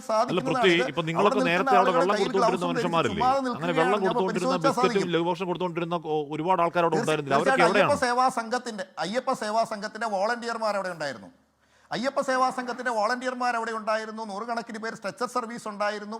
ഇവരൊക്കെ സന്നദ്ധ സേവകന്മാരുണ്ട്. ഇതിനകത്ത് എനിക്ക് പറയാനുള്ള കാര്യം, ആസൂത്രിതമായ ഗൂഢാലോചന 2023-24 ഈ വർഷവും ആസൂത്രിതമായ ഗൂഢാലോചന മനഃപൂർവ്വം തിരക്കുണ്ടാക്കുന്നതിൽ ഉണ്ടായിട്ടുണ്ട്. അത് കോടതി ഉന്നത അന്വേഷണ സംഘത്തെ ഉപയോഗിച്ച് എന്തുകൊണ്ട് മനഃപൂർവ്വം ഉണ്ടാക്കിയ തിരക്കാണോ എന്ന് അന്വേഷിക്കാനായിട്ട് ഒരു കമ്മീഷനെ വെക്കണമെന്നാണ് എനിക്ക് ആദ്യം പറയാനുള്ളത്. കാരണം ഇത്തരത്തിലെ ഈ ശബരിമലയിലേക്ക് വരുന്ന ആളുകളുടെ എണ്ണം മുൻകൂട്ടി അറിയാമായിരുന്നിട്ട് ഈ മനഃപൂർവ്വം തിരക്കുണ്ടാക്കുന്നത് എന്തിനാണെന്ന് ചോദിച്ചാൽ ശബരിമലയിൽ ആളുകൾക്ക് ദർശന സൗകര്യം കൂട്ടണം, ദർശന ദിവസം കൂട്ടണം. കൂടുതൽ ദിവസം ശബരിമലയുടെ നട തുറന്നിരിക്കുന്ന കച്ചവട സാധ്യതയിലേക്ക് ശബരിമലയെ തള്ളിവിടാനായിട്ട് ഭക്തരെ ഉപയോഗിച്ച്, ഭക്തർ തന്നെ പറയുകയാണ് ഞങ്ങൾക്ക് ദർശനം കിട്ടുന്നില്ല. ദർശനം കിട്ടാത്തവിടെ തിരക്കുള്ളത് കൊണ്ടാണ്. തിരക്ക് 70,000 പേർക്ക് ബുക്ക് ചെയ്ത് 30,000 പേരോ അല്ലെങ്കിൽ അതിൽ താഴെയോ ആളുകൾക്ക് സ്പോട്ട് ബുക്കിംഗ് ചെയ്യുന്ന സ്ഥലത്ത് അത് പര്യാപ്തമാണെന്ന് കണ്ടിട്ടാണ് ആ സംവിധാനം ഏർപ്പെടുത്തിയത്. അതിൻ്റെ ടൈം സ്ലോട്ടുകൾ കൊണ്ട് ദർശന സമയവും മാക്സിമം വർദ്ധിപ്പിച്ചിട്ടുണ്ട്. എന്നിട്ടും തിരക്ക് വർദ്ധിക്കുന്നുണ്ടെങ്കിൽ ഇത് മനഃപൂർവ്വം ഉണ്ടാക്കുന്ന തിരക്കാണ്. ശബരിമലയിലെ ഇത്തരത്തിൽ ആസൂത്രിതമായ ഗൂഢാലോചനയാണ്. 5-6 മണിക്കൂർ ഗുരുവായൂരിൽ ക്യൂ നിന്ന് ആളുകൾ ദർശനം നടത്തുന്നുണ്ട്. അവർക്ക് ആർക്കും ഒരു മടിയുമില്ല. ശബരിമലയിലും ഇത്തരത്തിൽ ദർശനം നടത്താനായിട്ട് അവിടെ തിരക്ക് വന്നിട്ടുണ്ടെങ്കിൽ അടിസ്ഥാന സൗകര്യങ്ങൾ കൊടുക്കാനായിട്ട് നിലയ്ക്കലിൽ സൗകര്യം ഏർപ്പെടുന്നത്. എന്ത് സൗകര്യമാണ് നിലയ്ക്കലിലുള്ളത്? അന്നദാന സൗകര്യം എത്ര പരിമിതമാണ്? അവിടെ താമസിക്കാനുള്ള സൗകര്യം കോംപ്ലക്സ് ഉണ്ടോ? അറിയാവുന്നതാണ്. അവിടെ ക്യൂ കോംപ്ലക്സ് ഉണ്ടല്ലോ. അവിടെ ക്യൂ കോംപ്ലക്സ് ഉണ്ടെന്നുണ്ടെങ്കിൽ അതിനകത്ത് ആൾക്കാർക്ക് അറ്റ്ലീസ്റ്റ് അവിടെ ഇരിക്കാമല്ലോ, ഒന്ന് പ്രായമുള്ള അമ്മമാർക്ക് ഒന്ന് ഇരിക്കാമല്ലോ. എന്തുകൊണ്ടാണ് അതിനകത്ത് ആള് കയറാത്തത്? ആ ക്യൂ കോംപ്ലക്സ് പരാജയമാണെന്ന് നേരത്തെ തന്നെ നമുക്ക് ബോധ്യമായതാണ്. ശബരിമല മോഡലാണ് വേണ്ടത്, തിരുപ്പതി മോഡലല്ല. ശബരിമല ഒരു കാനന ക്ഷേത്രമാണ്. ശബരിമലയ്ക്ക് തിരുപ്പതി മോഡല് ഒരിക്കലും ആപ്റ്റ് അല്ല. ശബരിമലയ്ക്ക് വേണ്ടത് ശബരിമല മോഡലാണ്. ശബരിമലയിൽ എന്തെങ്കിലും തിരക്ക് ഉണ്ടാകാനുള്ള സാധ്യതയുണ്ടെങ്കിൽ എല്ലാവിധ സൗകര്യങ്ങളോടും കൂടി വെയിറ്റ് ചെയ്യാനുള്ള സൗകര്യം നിലയ്ക്കലിലാണ് ഏർപ്പെടുത്തേണ്ടത്, അല്ലെങ്കിൽ ചെങ്ങന്നൂരിലാണ് ഏർപ്പെടുന്നത്. ചെങ്ങന്നൂർ റെയിൽവേ സ്റ്റേഷനിൽ ട്രെയിൻ ഇറങ്ങുന്ന ഭക്തന് അവിടെ തിരക്കുണ്ടെങ്കിൽ ഒരു 5000-10000 ആളുകൾക്ക് അവിടെ തങ്ങാനുള്ള സൗകര്യം ഉണ്ടാകണം. അപ്പോൾ ശബരിമലയിൽ തിരക്ക് വരില്ല. അതിനനുസരിച്ചിട്ട് വാഹനങ്ങൾ ഏർപ്പെടുത്തണം. ശബരിമലയിലേക്ക് പോകാനുള്ള, നിലയ്ക്കലേക്ക് പോകാനുള്ള വാഹനങ്ങൾ ഏർപ്പെടുത്തേണ്ടത് പമ്പയിലല്ല. പമ്പയിൽ തിരക്കുള്ള ആൾക്കാരെ തള്ളി വിട്ടിട്ട് അവിടെ വടം കെട്ടി. ശബരിമലയിൽ ഇന്നലത്തെ എൻ്റെ സുഹൃത്തുക്കൾ പോയി അവിടെ നിജസ്ഥിതി അറിഞ്ഞു വന്ന വിവരം അനുസരിച്ചാണെങ്കിൽ ഇന്നലെ ആവശ്യമുള്ളിടത്തും ഇല്ലാത്തിടത്തും ഒക്കെ ബാരിക്കേഡും വടവും കെട്ടി ആൾക്കാരെ തടഞ്ഞിരിക്കുകയാണ്. വലിയ നടപ്പന്തലിൽ എന്തിനാണ് തിരിച്ചിറങ്ങുന്ന ഭാഗത്ത് വടം കെട്ടി തടഞ്ഞിരിക്കുന്നത്? ആളുകളെ സ്വതന്ത്രമായിട്ട് വിടാതെ അവിടെയും ഇവിടെയും ഒക്കെ വടം കെട്ടി മുഴുവനും ഒരു വലയ്ക്കുള്ളിലാക്കി, ഒരു മതിലിനുള്ളിലാക്കി ശബരിമലയെ എന്തിനാണ്, അയ്യപ്പനെ എന്തിനാണ് വേലിക്കുള്ളിൽ നിർത്തുന്നത്? ബന്ധനസ്ഥനാക്കി നിർത്തിയിട്ട് അവിടേക്ക് കയറിപ്പോകുന്ന ആളുകൾക്ക് 18-ാം പടിക്ക് താഴെയുള്ള ഭാഗത്ത് വളരെ സ്ലോയിൽ ദർശനത്തിന് പോകും. 18-ാം പടിക്ക് മുകളിൽ പരിശോധിച്ചാൽ ഇത്ര തിരക്കില്ല. അടിസ്ഥാന സൗകര്യങ്ങൾ കൊടുക്കാൻ അപര്യാപ്തമായ അടിസ്ഥാന സൗകര്യങ്ങൾ. പമ്പയിൽ അടിസ്ഥാന സൗകര്യമുണ്ടോ? വെള്ളം കൊടുക്കാനുള്ള ആളുകളെ അയ്യപ്പ സേവാ സംഘത്തിൻ്റെ ആളുകളുണ്ടായിരുന്നു, സന്നദ്ധ സംഘടന, അവരെ പൂർണ്ണമായിട്ട് അവിടെ നിന്ന് ഇറക്കി വിട്ടു. അവിടെ ചെയ്യാനുള്ള സന്നദ്ധ സേവകരെ മുഴുവനും ഇറക്കി വിട്ടു. 100 ആൾക്കാർ അവിടെ പമ്പയിൽ സ്ട്രെച്ചർ സർവീസ് ഉണ്ടായിരുന്നു. ഇന്നലെ ഡോളി സർവീസ് 1-ാം തീയതി പരാജയമായിരുന്നു. എന്തുകൊണ്ട്? ഗൂർഖയ്ക്ക് സർവീസ് നടത്താനുള്ള സാഹചര്യം ഒരുക്കി തീർക്കുകയാണ്. പ്രസിഡന്റ് വന്നപ്പോൾ മനഃപൂർവ്വമായിട്ട് പ്രസിഡന്റിന് സൗകര്യം ഒരുക്കുന്ന അതുപോലെ തന്നെ അതിൻ്റെ ചുവട് പിടിച്ച് നാളെ അടുത്ത VIP വരുമ്പോൾ ഈ സൗകര്യം ഒരുക്കണം. ഗൂർഖ സർവീസിലെ VIP-കൾക്ക് സൗകര്യം ഒരുക്കുമ്പോൾ നാളെ ഇത് സാധാരണപ്പെട്ടവർക്കും ആയിക്കൂടെ എന്ന ചോദ്യം ഉണ്ടാകണം. ഡോളി സർവീസിനെ ഒഴിവാക്കി VIP ദർശനത്തിനായിട്ട് ഗൂർഖ സർവീസ് നടത്തണം. ഇത് ഈ ഗൂർഖ സർവീസ് നടത്തി നാളെ ഈ ഇത്തരത്തിലുള്ള ഒരുക്കങ്ങളെല്ലാം തന്നെ ഒരുക്കുന്നത് കൂടുതൽ ദർശന സമയം ഒരുക്കുക, കൂടുതൽ ദർശന ദിവസം കൊടുക്കുക. ശബരിമലയെ 365 ദിവസം തുറന്നിരിക്കുന്ന ഒരു കച്ചവട കേന്ദ്രമാക്കി മാറ്റുന്ന ഗൂഢാലോചനയാണ് നടക്കുന്നത്. ആ ഗൂഢാലോചനയ്ക്ക് ഒത്താശ ചെയ്യാനായിട്ട് പോലീസും ദേവസ്വം ബോർഡും ഇതിന് പിന്നിൽ പ്രവർത്തിക്കുന്ന ഏത് കച്ചവട സംഘമാണോ അതിന്റെ ഗൂഢാലോചനയാണ് അന്വേഷിക്കേണ്ടത്. അതിന് തക്കതായിട്ട് കോടതി ഒരു കമ്മീഷനെയാണ് ഏർപ്പെടുത്തേണ്ടത്. Okay, Shri P K Gopan, ഇവിടെ ഇന്നിപ്പോൾ ശ്രീജിത്ത് ഒരുപക്ഷെ പൃഥ്വിപാല് പറയുന്ന ആ അർത്ഥത്തിൽ അല്ലെങ്കിൽ കൂടിയും അങ്ങനെ എന്തെങ്കിലും തിരക്ക് കൂട്ടിയതിന് പിന്നിൽ മറ്റെന്തെങ്കിലും കാരണങ്ങളുണ്ടോ എന്ന് അന്വേഷിക്കുകയാണ്, ഇൻഫിൽട്രേഷൻ ഉണ്ടായത് എങ്ങനെയാണ് അന്വേഷിക്കുകയാണെന്ന് പറഞ്ഞു. അങ്ങനെ മറ്റെന്തെങ്കിലും സംശയിക്കുന്നുണ്ടോ? ഒന്ന്. രണ്ടാമത്തെ കാര്യം, പി എസ് പ്രശാന്ത് പറഞ്ഞതുപോലെ അവിടെ പ്രശ്നങ്ങളൊന്നുമില്ല, അവിടെ പ്രതിപക്ഷം സുവർണാവസരമാക്കാൻ നോക്കുന്നത് മാത്രമാണ് നിലപാട് CPM നുണ്ടോ, പി കെ ഗോപൻ?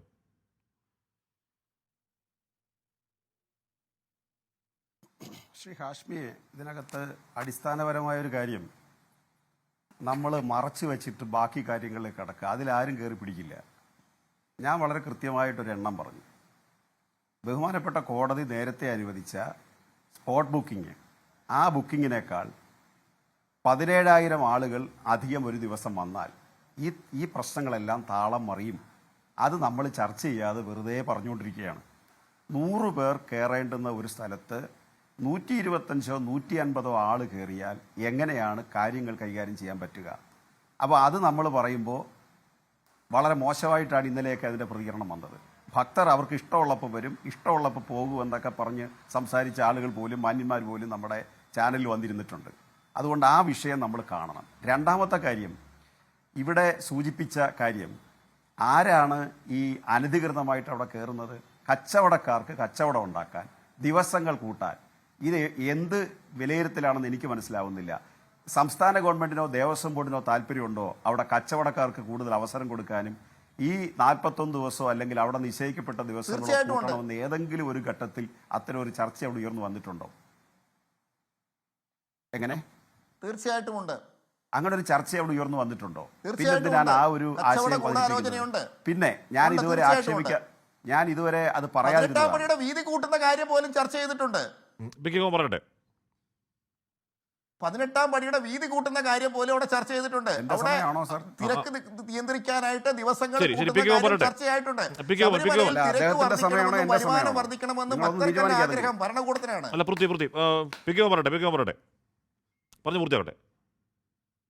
ഇല്ല, ആരുടെ സമയമാണെന്ന് തീരുമാനിച്ചാൽ ഞാൻ മിണ്ടാതിരിക്കാം. അങ്ങയുടെ സമയം അങ്ങനെ പറയണം. അവിടെ 18-ാം പടിക്ക് വീതി കൂട്ടുന്നതും ഇനി 18-ാം പടിയുടെ എണ്ണം കൂട്ടുന്നതൊന്നും ദേവസ്വം ബോർഡിന്റെയും ഗവൺമെന്റിന്റെയും പക്കലില്ല. അത് എനിക്ക് കൃത്യമായിട്ട് പറയാം. ആർക്കെങ്കിലും അങ്ങനെ താല്പര്യം ഉണ്ടെങ്കിൽ അവരത് പറയട്ടെ, അതല്ല അവിടുത്തെ വിഷയം. അതുപോലെ അവിടുത്തെ അടിസ്ഥാന സൗകര്യങ്ങൾ പരിമിതമായതുകൊണ്ടാണല്ലോ നിങ്ങൾ പറയുന്ന രാഷ്ട്രീയ ലക്ഷ്യമാണ് അയ്യപ്പ സംഗമം എന്നുള്ളതിനെ പൂർണ്ണമായിട്ടും തള്ളിക്കളയുക. അയ്യപ്പ സംഗമം എന്നുള്ളത് നടത്തിയെന്തിനാ? സാങ്കേതിക വിദഗ്ധര്, എഞ്ചിനീയേഴ്സ്, മറ്റ് ഒഫീഷ്യൽസ്, ജനപ്രതിനിധികൾ, അല്ലെങ്കിൽ അയ്യപ്പ ഭക്തരുടെ പ്രതിനിധികൾ, വർഷങ്ങളായിട്ട് അവിടെ വന്നുകൊണ്ടിരിക്കുന്ന പ്രവാസി മലയാളികൾ, മറ്റ് സ്റ്റേറ്റുകളിൽ നിന്ന് വരുന്നവർ, എന്ത് സൗകര്യമാണ് ഇനി അവിടെ മെച്ചപ്പെടുത്തേണ്ടത് എന്നതും അതിൻ്റെ സാധ്യതകളും സാമ്പത്തിക സാധ്യതകൾ ഉൾപ്പെടെയും പരിഗണിക്കുന്നതിനും പരിശോധിക്കുന്നതിനും വേണ്ടിയാണ് അയ്യപ്പ സംഗമം നടത്തി അതിൻ്റെ മാസ്റ്റർ പ്ലാൻ അവതരിപ്പിക്കുക ചെയ്തത്. രാഷ്ട്രീയ പ്രസംഗം നടത്തുകയല്ലേ ചെയ്തേ, മാസ്റ്റർ പ്ലാൻ അവതരിപ്പിക്കുക ചെയ്തേ. അത് 5 വർഷത്തെ വിഷനാണ്. കുറച്ചുകൂടി ദീർഘമായി പറഞ്ഞാൽ 2050 വരെ ഉള്ളതാണ്. അതിനെ എങ്ങനെ വികസിപ്പിക്കാവുന്നതാണ് അയ്യപ്പ സംഗമം, അല്ലാതെ മറ്റേതല്ല. പിന്നെ ഞാൻ പറഞ്ഞു തീർക്കട്ടെ കാശ്മീർ, നിങ്ങൾ അവരുടെ കാര്യത്തിൽ ആരും ഇടപെട്ടില്ല. ടോയ്ലറ്റിൽ പ്രശ്നമുണ്ടെന്നാണ്, കുടിവെള്ളമില്ലെന്നാണ്, പമ്പ മലിനമാണെന്നാണ്. അത് കഴിഞ്ഞിട്ടാണല്ലോ ഈ പറഞ്ഞ ഹൈടെക് മാസ്റ്റർ പ്ലാൻ. അല്ല, നിങ്ങൾ ടോയ്ലറ്റ് മാത്രമല്ല സാർ ചർച്ച ചെയ്തേ. സ്വർണ്ണപ്പാളി ചർച്ച ചെയ്തപ്പോൾ നിങ്ങൾ എവിടെ പോയി? നിങ്ങളുടെ ഈ നാക്ക് എവിടെ പോയി? സ്വർണ്ണപ്പാളി എടുത്തുകൊണ്ട് വന്നപ്പം അന്നേരം നിങ്ങൾ മിണ്ടിയില്ലല്ലോ. അതുകൊണ്ട് അതിനൊക്കെ മറുപടി പറഞ്ഞിട്ടേ ഞാൻ നിങ്ങളുടെ ചോദ്യത്തിലേക്ക് വരുന്നുള്ളൂ. രണ്ടാമത്തെ കാര്യം, ഇവിടെ അദ്ദേഹം കോൺഗ്രസിന്റെ പ്രതി പറഞ്ഞത് മോഷണത്തിന് നേതൃത്വം നൽകിക്കൊണ്ടിരുന്നപ്പോൾ ഇതൊക്കെ ചെയ്യാൻ പറ്റിയില്ല എന്ന്. സ്വന്തം പാർട്ടിയുടെ കാര്യം മറ്റൊരാളിന്റെ പേരിൽ ആക്ഷേപിക്കുന്ന സ്ഥിരം ശൈലിയായിട്ട് വന്നിരിക്കുക. ഞാൻ അതിന് മറുപടി പലതവണ പറഞ്ഞതാണ്. അതുകൊണ്ട് ഞാൻ അതിലേക്ക് ഇനി കടക്കുന്നില്ല. എന്നെ കൊണ്ട് ചൂരൽമലയൊന്നും എടുത്തിടിക്കരുത് ഈ ചർച്ചയ്ക്കകത്ത്. അതുകൊണ്ട് ഞാൻ അത്രേ പറയുന്നുള്ളൂ അതിനകത്ത്. അടുത്തത് ഈ ടോയ്ലറ്റിനെ സംബന്ധിച്ച് ഞാൻ പറഞ്ഞ ടോയ്ലറ്റ് എത്ര? ശ്രീ പൃഥ്വിലാലിന് മനസ്സിലായി എത്ര ടോയ്ലറ്റ് എന്ന് ഞാൻ പറഞ്ഞത്.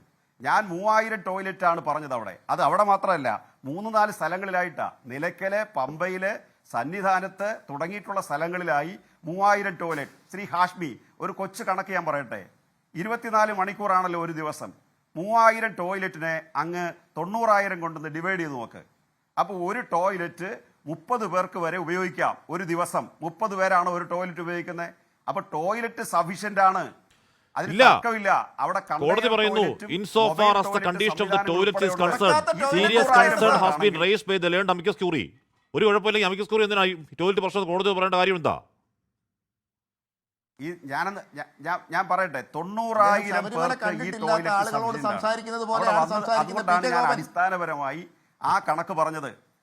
90,000 അല്ല, അവിടെ വന്നത് അതിനേക്കാൾ അധികരിച്ച ആളുകൾ വന്നു. അപ്പോൾ 90,000 പേർക്കുള്ള സൗകര്യങ്ങൾ, അതായത് സ്പോട്ട് ബുക്കിങ്ങും വെർച്വൽ ബുക്കിങ്ങിനും കൂടെ ഉള്ള ക്രമീകരിച്ച് വന്നാൽ ഈ 3000 ടോയ്ലറ്റ് സഫീഷ്യന്റ് ആണ്. അവിടെ 3000 ടോയ്ലറ്റ് എന്ന് പറഞ്ഞാൽ ചെറിയൊരു നമ്പർ അല്ലല്ലോ, അതും കാനന ക്ഷേത്രമാണല്ലോ. ഞാൻ ഇന്നലെ സൂചിപ്പിച്ചതുപോലെ പുത്തരിക്കണ്ട മൈതാനത്തുള്ള ക്ഷേത്രമല്ലല്ലോ. തുറക്കാത്ത ടോയ്ലറ്റ് എന്തിനാണ് ചോദിക്കുന്നത്? അല്ല, ഞാനും ഇങ്ങനെ ഇടയ്ക്ക് വിഷയങ്ങളൊക്കെ അദ്ദേഹം അവതരിപ്പിച്ചായിരുന്നു. ഞാൻ മിണ്ടാതിരിക്കുകയാണ് ചെയ്തത്. അതുകൊണ്ട് ഞാനും ഇനി അദ്ദേഹം പറയുമ്പോൾ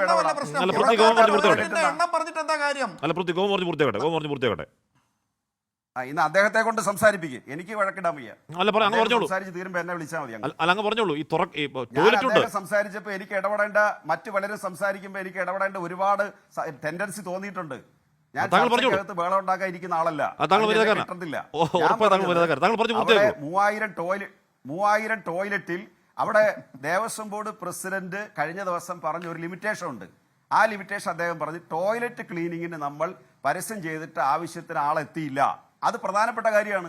മാൻ പവർ ഉപയോഗിച്ച് അത് ചെയ്യേണ്ട. പ്രധാനമായിട്ട് ഭാവിയിൽ നമുക്ക് റോബോട്ടുകളെയൊക്കെ ഉപയോഗിക്കാം. ഇപ്പം മാൻ പവറാ. അതിൻ്റെ പേരിൽ പരിശീലനം സിദ്ധിച്ച ആളുകളെ ഇതര സ്റ്റേറ്റിൽ നിന്ന് കൊണ്ടുവരാൻ ഞങ്ങൾ പരിശ്രമിക്കുകയാണ്. 2 ദിവസം കൊണ്ട് ഈ പ്രശ്നങ്ങൾ പരിഹരിക്കും എന്ന് ദേവസ്വം ബോർഡ് പ്രസിഡന്റ് ഉറപ്പ് തരികയാണ്. ഇപ്പോഴത്തെ പരിമിതി അദ്ദേഹം സത്യസന്ധമായിട്ട് ഏറ്റു പറഞ്ഞു. അതാണ് വസ്തുത. അപ്പോൾ ടോയ്ലറ്റിൻ്റെ കാര്യത്തിൽ ആ പ്രശ്നം നമുക്ക് പരിഹരിക്കാൻ കഴിയുമെന്നുള്ളതാണ്. അടുത്ത കാര്യം, കേന്ദ്ര സംഘത്തിന് 9-ാം മാസം കത്ത് കൊടുത്തതാണ്. അതായത് 12/9/25 കേന്ദ്ര സംഘത്തിന് കത്ത് കൊടുത്തതാണ്. എല്ലാ വർഷവും ശബരിമലയിൽ ഈ മണ്ഡല മഹോത്സവം തുടങ്ങുന്നതിന് മുമ്പ് കേന്ദ്ര സംഘം എത്താറുണ്ട്. എന്തുകൊണ്ടാണ് കേന്ദ്ര സംഘം എത്താതിരുന്നത്? ഒരു പൊളിറ്റിക്കൽ ഇന്റൻഷൻ അതിൻ്റെ പുറകിലുണ്ട്. അത് ശബരിമലയ്ക്കകത്തൊരു ബുദ്ധിമുട്ടുണ്ടാക്കണം. ആ ബുദ്ധിമുട്ടുണ്ടാക്കുന്ന രാഷ്ട്രീയ ദർശനക്കാരാണ് അവിടെ അനധികൃതമായി ആളുകളെ കടത്തിക്കൊണ്ടിരിക്കുന്നത്. നിങ്ങൾ ശബരിമലയിൽ പോയി കഴിഞ്ഞാൽ നിങ്ങൾക്കത് മനസ്സിലാവും. അവിടെ വെർച്വൽ ബുക്കിങ്ങും അതുപോലെ തന്നെ സ്പോട്ട് ബുക്കിങ്ങിലും ഇല്ലാത്ത ആളുകൾ കടന്നു വരുന്നത് നേരത്തെ ഏത് വിധത്തിലാണെന്ന് പറഞ്ഞതെന്ന് എനിക്കറിയില്ല. അവിടെ അനധികൃതമായി പ്രശ്നം ഉണ്ടാക്കാൻ കുറച്ച് പേര് കടന്നു വരുന്നുണ്ട്. ആ കടന്നു വരുന്നവരുടെ ഉദ്ദേശം ഇത് സുവർണാവസരമാക്കുകയാണ്. ശബരിമല അന്തരീക്ഷത്തിൽ അവിടെ ദർശനം നടത്തുന്നതിന് തടസ്സം ഉണ്ടാക്കുന്ന ഒരു രാഷ്ട്രീയം അതിന്റെ പിന്നിൽ പ്രവർത്തിക്കുന്നുണ്ട്. അത് അന്വേഷിക്കേണ്ടി വരും. അതാണ് യാഥാർത്ഥ്യം. അത് വസ്തുതയാണെന്ന് അംഗീകരിച്ചാൽ മതിയാവും. തെറ്റായ രീതിയിൽ ആളുകളെ കടത്തിക്കൊണ്ടുവരാൻ പരിശ്രമിക്കുന്നവർക്ക് ദുരുദ്ദേശമുണ്ട്. സന്ദീപ്, ഹൈക്കോടതിയുടെ ആ വിധിയുടെ കൂടുതൽ വിശദാംശങ്ങൾ പുറത്തേക്ക് വരുന്നുണ്ട്. അതിൽ പറയുന്നത് അടിസ്ഥാന സൗകര്യങ്ങൾ എന്താണ് ശുചിമുറികൾ വൃത്തി ഉറപ്പാക്കണം, പമ്പാ സന്നിധാനം ശരണപാത എന്നിവിടങ്ങൾ കുടിവെള്ളം തടസ്സമില്ലാതെ ലഭ്യമാക്കണം എന്ന് പറഞ്ഞിട്ട് ഈ പറയുന്ന ഈ പെരുമാറ്റച്ചട്ടം മന്ത്രിക്ക് അവിടെ യോഗങ്ങളിൽ തടസ്സമാകെ തുടങ്ങാൻ പറയുന്നുണ്ട്. അതിൻ്റെ കൂട്ടത്തിൽ പറയുന്നുണ്ട്, from the submissions placed before us, we find that no comprehensive data set presently exists. Though such data is indispensable for informed decision making, it is essential to obtain accurate footfall and crowd flow data mapping across all nodes, including Nilakkal, Pamba, trekking routes and Sannidhanam. എന്ന് പറഞ്ഞാൽ അവിടെ ആൾ വരുന്നതിനെ പറ്റിയും ആൾ വരുന്ന രീതികളെ പറ്റിയും എത്ര പേര് കൃത്യസമയത്ത് വരുന്നതിനെ പറ്റി യാതൊരു ഡേറ്റ അവിടെ ഇല്ലെന്നാണ് കോടതി പറയുന്നത്. എന്തുവാണ് ഇക്കാലത്തോടെ നമ്മൾ ചെയ്യുന്നത് അവിടെ? സന്ദീപ്, ഹാഷ്മി, ലോകം ഇത്രത്തോളം പുരോഗമിച്ചൊരു കാലഘട്ടത്തിൽ ഒരു അക്യുറേറ്റ് ഫുട്ഫോള് കൗണ്ട് ചെയ്യാനുള്ള എത്രയോ സജ്ജീകരണങ്ങൾ ലോകത്ത് ലഭ്യമായിരിക്കും. ശബരിമല പോലെ ഇത്രയും വരുമാനമുള്ളൊരു ക്ഷേത്രത്തിൽ അതൊരുക്കാൻ എന്തുകൊണ്ട് ദേവസ്വം ബോർഡിന് സാധിച്ചിട്ടില്ല എന്നുള്ള പ്രധാനപ്പെട്ട ചോദ്യമല്ലേ. ഉദാഹരണത്തിന് വാഹനങ്ങൾ കേരളത്തിൻ്റെ അതിർത്തി കടക്കുമ്പോഴേ, അതല്ലെങ്കിൽ റെയിൽവേ സ്റ്റേഷനുകളിൽ ആളുകൾ ഇറങ്ങുമ്പോഴേ, അതല്ലെങ്കിൽ നിലയ്ക്കലിലേക്കെങ്കിലും സ്വാമിമാർ എത്തുമ്പോഴേ ഒരു ഫുട്ഫോൾ കൗണ്ട് ചെയ്യാൻ സാധിക്കുന്ന, അക്യുറേറ്റ് ഫുട്ഫോൾ കാൽക്കുലേറ്റ് ചെയ്യാൻ പറ്റുന്ന AI സംവിധാനങ്ങളടക്കമുള്ള ക്യാമറകളൊക്കെ നാട്ടിലുള്ളപ്പോൾ എന്തേ നമുക്കതൊന്നും ഉപയോഗിക്കാൻ കഴിയാതെ പോകുന്നു? എന്തേ നമുക്ക് സാങ്കേതിക വിദ്യ ഉപയോഗിക്കാൻ കഴിയാതെ പോകുന്നു? അവിടെ ഒരു പ്രധാനപ്പെട്ട പ്രശ്നം എന്ന് പറയുന്നത് ഇത് സംബന്ധിച്ച് ഒരു സർക്കാർ ചെയ്യുന്ന കാര്യങ്ങളിൽ ഉദ്ദേശശുദ്ധി ഇല്ലാത്തതുകൊണ്ടാണ്. അവർക്കിത് നന്നാവണമെന്ന് ആഗ്രഹമില്ല എന്നതാണ് പ്രാഥമികമായിട്ടുള്ള പ്രശ്നം എന്ന് പറയുന്നത്. അതില്ലെങ്കിൽ ഇപ്പോൾ ഈ ചർച്ചയിൽ വന്നിരുന്ന അദ്ദേഹം പറഞ്ഞ കാര്യം എന്താ, 1005 ടോയ്ലറ്റിൻ്റെയും 3000 ടോയ്ലറ്റിൻ്റെ കഥ പറയുന്നു. പ്രശ്നം ടോയ്ലറ്റുകൾ മണ്ഡലകാലം തുടങ്ങുന്നതിന് മുമ്പ് ഉള്ള ടോയ്ലറ്റുകൾ ക്ലീൻ ചെയ്തില്ല. ത്രിവേണിയിൽ ആളുകൾ പരസ്യമായി മലമൂത്ര വിസർജനം ചെയ്യുന്ന 1-ാം തീയതി നിങ്ങൾക്കറിയോ? എന്ത് കാരണം? അവിടെ ഉള്ള ടോയ്ലറ്റുകളെല്ലാം ബ്ലോക്കായി കിടക്കുകയാണ്. ഈ ടോയ്ലറ്റുകൾ, ബ്ലോക്കായ ടോയ്ലറ്റുകൾ നേരെയാക്കി വൃത്തിയാക്കി ഇടേണ്ടത് എത്രയോ കാലം മുമ്പ് ചെയ്യേണ്ടിയിരുന്ന കാര്യങ്ങൾ ചെയ്യാതെ പോയത് എന്തുകൊണ്ടേ? അപ്പൊ അത് ചെയ്യാതെ പോയതിന്റെ കുറവ് അതൊരു അഡ്മിനിസ്ട്രേറ്റീവ് ലാപ്സാണ്, ഭരണ പരാജയമാണ്. അത് നിങ്ങൾ ആക്സെപ്റ്റ് ചെയ്യാതെ ഇങ്ങനെ പിന്നെ കുറ്റം പ്രതിപക്ഷത്തിന്റെ തലയിലേക്ക് കെട്ടിവെച്ചിട്ട് എന്താ കാര്യമുള്ളത്? ഞങ്ങൾ ഇത് പറയുന്നതാണോ വലിയ പ്രയാസം? ഹൈക്കോടതി പറഞ്ഞില്ലേ ഇതിന്റെ തുടക്കം മുതൽ പറയുന്നത് ഇതൊക്കെ ഒരു നോർമൽ സാഹചര്യത്തിൽ ഓക്കെയാണ്. ആള് കൂടുമ്പോൾ ടോയ്ലറ്റിന് ഉപയോഗം കൂടും, ജീവനക്കാരുടെ അഭാവം കൂടിയാകുമ്പോൾ എന്ത് ചെയ്യാൻ കഴിയും എന്നൊരു പരിമിതിയെ കൂടി പിക്കോ പറയുന്നുണ്ട്. അതിൽ കൂടെ അങ്ങ് വരണം. ആള് കൂടിയത് കൊണ്ടല്ല, അതാണല്ലോ കോടതി പറഞ്ഞ അക്യുറേറ്റ് ഫുട്ഫോൾ എടുക്കണം. നിലയ്ക്കൽ എങ്ങനെയാണ് ആള് കൂടിയത്? നിലയ്ക്കൽ നിന്ന് ഈ പറയുന്ന കോടതി അംഗീകരിച്ചിൽ നിന്നും 90,000-ത്തിലധികം ആളുകൾ കടന്നു വരുമ്പോൾ 1 മണിക്കൂറിൽ കടന്നു വരേണ്ട ആളുകളെക്കാൾ കൂടുതൽ ആളുകളെ അവിടെ കടത്തിവിട്ടു. അശ്മി, ഞാൻ ഗുരുതരമായിട്ടുള്ള ഒരു ആരോപണം ഉന്നയിക്കാം. ആരോപണമല്ല, ഒരു യാഥാർത്ഥ്യം 24 ചാനലിൽ പറയാൻ പോവാം. ഈ കഴിഞ്ഞ ദിവസം മലപ്പുറം MSP ക്യാമ്പിൽ പാസിംഗ് ഔട്ട് പരേഡ് കഴിഞ്ഞ ഈ പോലീസുകാരെ അന്ന് രാത്രി തന്നെ ശബരിമലയിലേക്ക് പറഞ്ഞയച്ചു. ഒരു എക്സ്പീരിയൻസും ഇല്ലാത്ത ആളുകളെ അവരാണ് അവിടെ കാര്യങ്ങൾ കൈകാര്യം ചെയ്യുന്നത്, ആ കേഡറ്റുകളെ കൈകാര്യം ചെയ്യുന്നത്. പാസിംഗ് ഔട്ട് പരേഡ് കഴിഞ്ഞ് വീട്ടിൽ പോകാതെ ആളുകളെ മുഴുവൻ നേരിട്ട് ശബരിമലയിലേക്ക് പറഞ്ഞയച്ച് അവരെ ഡ്യൂട്ടി ചെയ്യിപ്പിച്ചോടെ അവർക്ക് ഇത് സംബന്ധിച്ച് എന്ത് അറിവാണ് ഉള്ളത്? അവർക്ക് ഇത് സംബന്ധിച്ച് പ്രായോഗികമായിട്ടുള്ള പരിചയം എക്സ്പീരിയൻസ് ഉണ്ട്. അത് സംബന്ധിച്ച് ഒന്നുമില്ലാത്ത ആളുകളെ അങ്ങോട്ട് കൊണ്ടുവന്നു. അവരവിടെ നിന്ന് നിലയ്ക്കുന്ന ആളുകളെ അധികം കയറ്റി വിട്ടു. ഓരോ മണിക്കൂറിലും കയറ്റി വിട്ടതിനേക്കാൾ കൂടുതൽ ആളുകളെ കയറ്റി വിട്ടു. സ്വാഭാവികമായിട്ട് തിരക്ക് വർദ്ധിച്ചു. ഇതൊക്കെയാണ് സംഭവിച്ചിട്ടുള്ളത്. ഇത് അഡ്മിനിസ്ട്രേറ്റീവ് ലാപ്സ് ആണ്, ഇത് പോളിസി പാരാലിസിസ് ആണ്, ഇത് നെഗ്ലിഗൻസ് ആണ്, സീരിയസ് നെഗ്ലിഗൻസ് ആണ്. ഇത് സംബന്ധിച്ച് കൃത്യമായിട്ടുള്ള നിലപാട് ഇപ്പൊ ബഹുമാനപ്പെട്ട ഹൈക്കോടതി എടുത്തിട്ടുണ്ട്. ഇത് സർക്കാരിന്റെ ഭാഗത്ത് സംഭവിച്ചുള്ള അനാസ്ഥ തന്നെയാണ്. ഞാൻ നേരത്തെ പറഞ്ഞപ്പോൾ അദ്ദേഹത്തിന് ഇത് വലിയ ക്ഷോഭം ഉണ്ടായല്ലോ. മോഷണം നടക്കുന്ന ഇടയ്ക്ക് ശ്രദ്ധിക്കാതെ പോയതാണെന്ന് ഞാൻ പറഞ്ഞപ്പോൾ എന്തിനാണ് അത്രയും ക്ഷുഭിതനായത്? മോഷണം കണ്ടെത്തിയില്ലേ? നിങ്ങളുടെ നേതാവ് വാസു ഇന്ന് ജയിലിലല്ലേ? CPM നേതാവ് മോഷ്ടിച്ചതിന്റെ പേരിൽ, അയ്യപ്പന്റെ സ്വർണ്ണം മോഷ്ടിച്ചതിന്റെ പേരിൽ അടുത്ത ആളുകൾ ക്യൂവിൽ നിൽക്കുകയല്ലേ? ശബരിമലയുടെ കാര്യം പറയുമ്പോൾ നിങ്ങൾക്ക് എന്തിനാണ് ഇത്ര അസ്വസ്ഥത? അവിടെ നിങ്ങൾ നടത്തിയിട്ടുള്ള സ്വർണ്ണ മോഷണം, സ്വർണ്ണപ്പാളി മോഷണം എല്ലാവർക്കും അറിയുന്ന കാര്യമല്ലേ? എന്തിനാണ് ഇങ്ങനെ അസ്വസ്ഥപ്പെടുന്നത്? ഇതെല്ലാം യാഥാർത്ഥ്യമായിട്ടിരിക്കുന്നു. നിങ്ങൾക്ക് ശബരിമലയോട് യാതൊരു താല്പര്യവും ഇല്ല എന്നുള്ളത് പകൽ പോലെ വ്യക്തമാണ്. ഇവിടുത്തെ ഒരുപാട് ഇതൊക്കെ കാര്യങ്ങൾ മുൻകൂട്ടി കാണാൻ പോലീസിന്റെ ഭാഗത്ത് സംവിധാനം ഉണ്ടായില്ല. അവിടുത്തെ ഇന്റലിജൻസ് കൃത്യമായിട്ട് വർക്ക് ചെയ്തില്ല. ദേവസ്വത്തിന്റെ സംവിധാനം കൃത്യമായിട്ട് വർക്ക് ചെയ്തില്ല. ഇത് പരിപൂർണമായിട്ടുള്ള പരാജയം സംഭവിച്ചു കഴിഞ്ഞതിന് ശേഷം ഇങ്ങനെ ഇരുന്ന് ന്യായീകരിക്കരുത്. ഈ സമയത്ത് തെറ്റ് കുറ്റങ്ങൾ അംഗീകരിച്ചുകൊണ്ട് ഞങ്ങൾക്ക് തെറ്റുപറ്റി, ഞങ്ങൾ അവലോകന യോഗം നടത്തിയില്ല, എന്നിട്ട് അതിന് ന്യായീകരണം പറയുന്നത് പഞ്ചായത്ത് ഇലക്ഷനായിരുന്നു. പഞ്ചായത്ത് ഇലക്ഷൻ വരുന്നത് നിങ്ങൾക്കറിയാം, അതുപോലെ വൃശ്ചിക മാസം വരുന്നത് നിങ്ങൾക്കറിയാം. ഇത് രണ്ടും നിങ്ങൾക്കറിയാം, സർക്കാരിന് അറിയാലോ. ഇത് എക്സ്പെക്ട് ചെയ്യേണ്ടത്, ഇത് ആന്റിസിപ്പേറ്റ് ചെയ്യേണ്ടത്. എന്തുകൊണ്ട് നിങ്ങൾക്ക് ആന്റിസിപ്പേറ്റ് ചെയ്യാൻ പറ്റിയില്ല? അതുകൊണ്ടാണ് ഇത് നിങ്ങളുടെ ഏറ്റവും വലിയ ഭരണപരമായ പരാജയമാണെന്ന് പറയേണ്ടി വരുന്നത്. പ്രതിപക്ഷത്തിന് നേരെ ചെളിവാരി എറിഞ്ഞൊന്നും കാര്യമില്ല. നിങ്ങൾ ശബരിമലയെ സമ്പൂർണ്ണമായി തകർത്തിരിക്കുന്നു. സുഭാഷ് ബാബു ആ ഉത്തരവിൽ തന്നെ പറയുന്നു, it is evident from the materials placed before us that decision making is frequently uncoordinated and that the burden of managing an enormously complex pilgrimage is being placed almost entirely on the Devaswam Board. This paradigm must change. Decision making must shift from fragmented crisis-driven mechanisms to structured, data-driven, engineering-based planning, supposed by continuous monitoring, transparency, accountability and systematic feedback from devotees. എന്ന് പറഞ്ഞാൽ ശാസ്ത്രീയമായി ചെയ്യേണ്ട കാര്യങ്ങളൊന്നും ഇപ്പോഴും അവിടെ ഇല്ല. ഇനി വേണം ഇതൊക്കെ ചെയ്യാനെന്ന് കോടതി ചൂണ്ടിക്കാട്ടി ചെയ്യേണ്ടി വരുന്ന അവസ്ഥ കഷ്ടമാണ്. സുഭാഷ് ബാബു.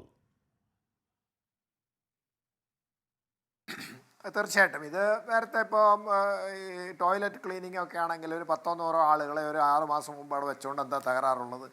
മെയ്സൺ കോൺട്രാക്ട് കൊടുക്കുകയാണ്. മെയ്സൺസൊക്കെ അത് റിപ്പയർ ചെയ്യാൻ വേണ്ടി പ്ലംബേഴ്സിനെ അവിടെ കുറച്ച് പേരെയും കൂടെ വെച്ച് കഴിഞ്ഞാൽ ഈ സമയമാകുമ്പോഴത്തേക്ക് അത് മുഴുവൻ ക്ലിയർ ആവും. കാരണം അവിടെ ആളുകളൊന്നും കാര്യമായിട്ട് ഉപയോഗിക്കുന്നില്ലല്ലോ. ഓരോ മാസങ്ങളും ആദ്യം 5 ദിവസം അവിടെ ആളുകൾ വരുന്നുണ്ട്. ആ 5 ദിവസം വന്നതിന് ശേഷം ഓരോ പ്രാവശ്യവും ക്ലീൻ ചെയ്ത് കൃത്യമായിട്ട് ഇട്ടാൽ പോരെ, അതിന് വലിയ ബുദ്ധിമുട്ടില്ലല്ലോ. അപ്പോൾ അതിന് പെർമനൻ്റായിട്ട് കുറേ ആളുകളെ എവിടെ നിന്നെങ്കിലും കൊണ്ടുവരും, ഇവിടുന്ന് കിട്ടുന്നില്ല, എവിടെ നിന്നെങ്കിലും കൊണ്ടുവന്ന് കഴിഞ്ഞാൽ അത് സാധിക്കാത്തില്ല എന്നൊന്നും ഞാൻ തെറ്റിദ്ധരിക്കുന്നില്ല.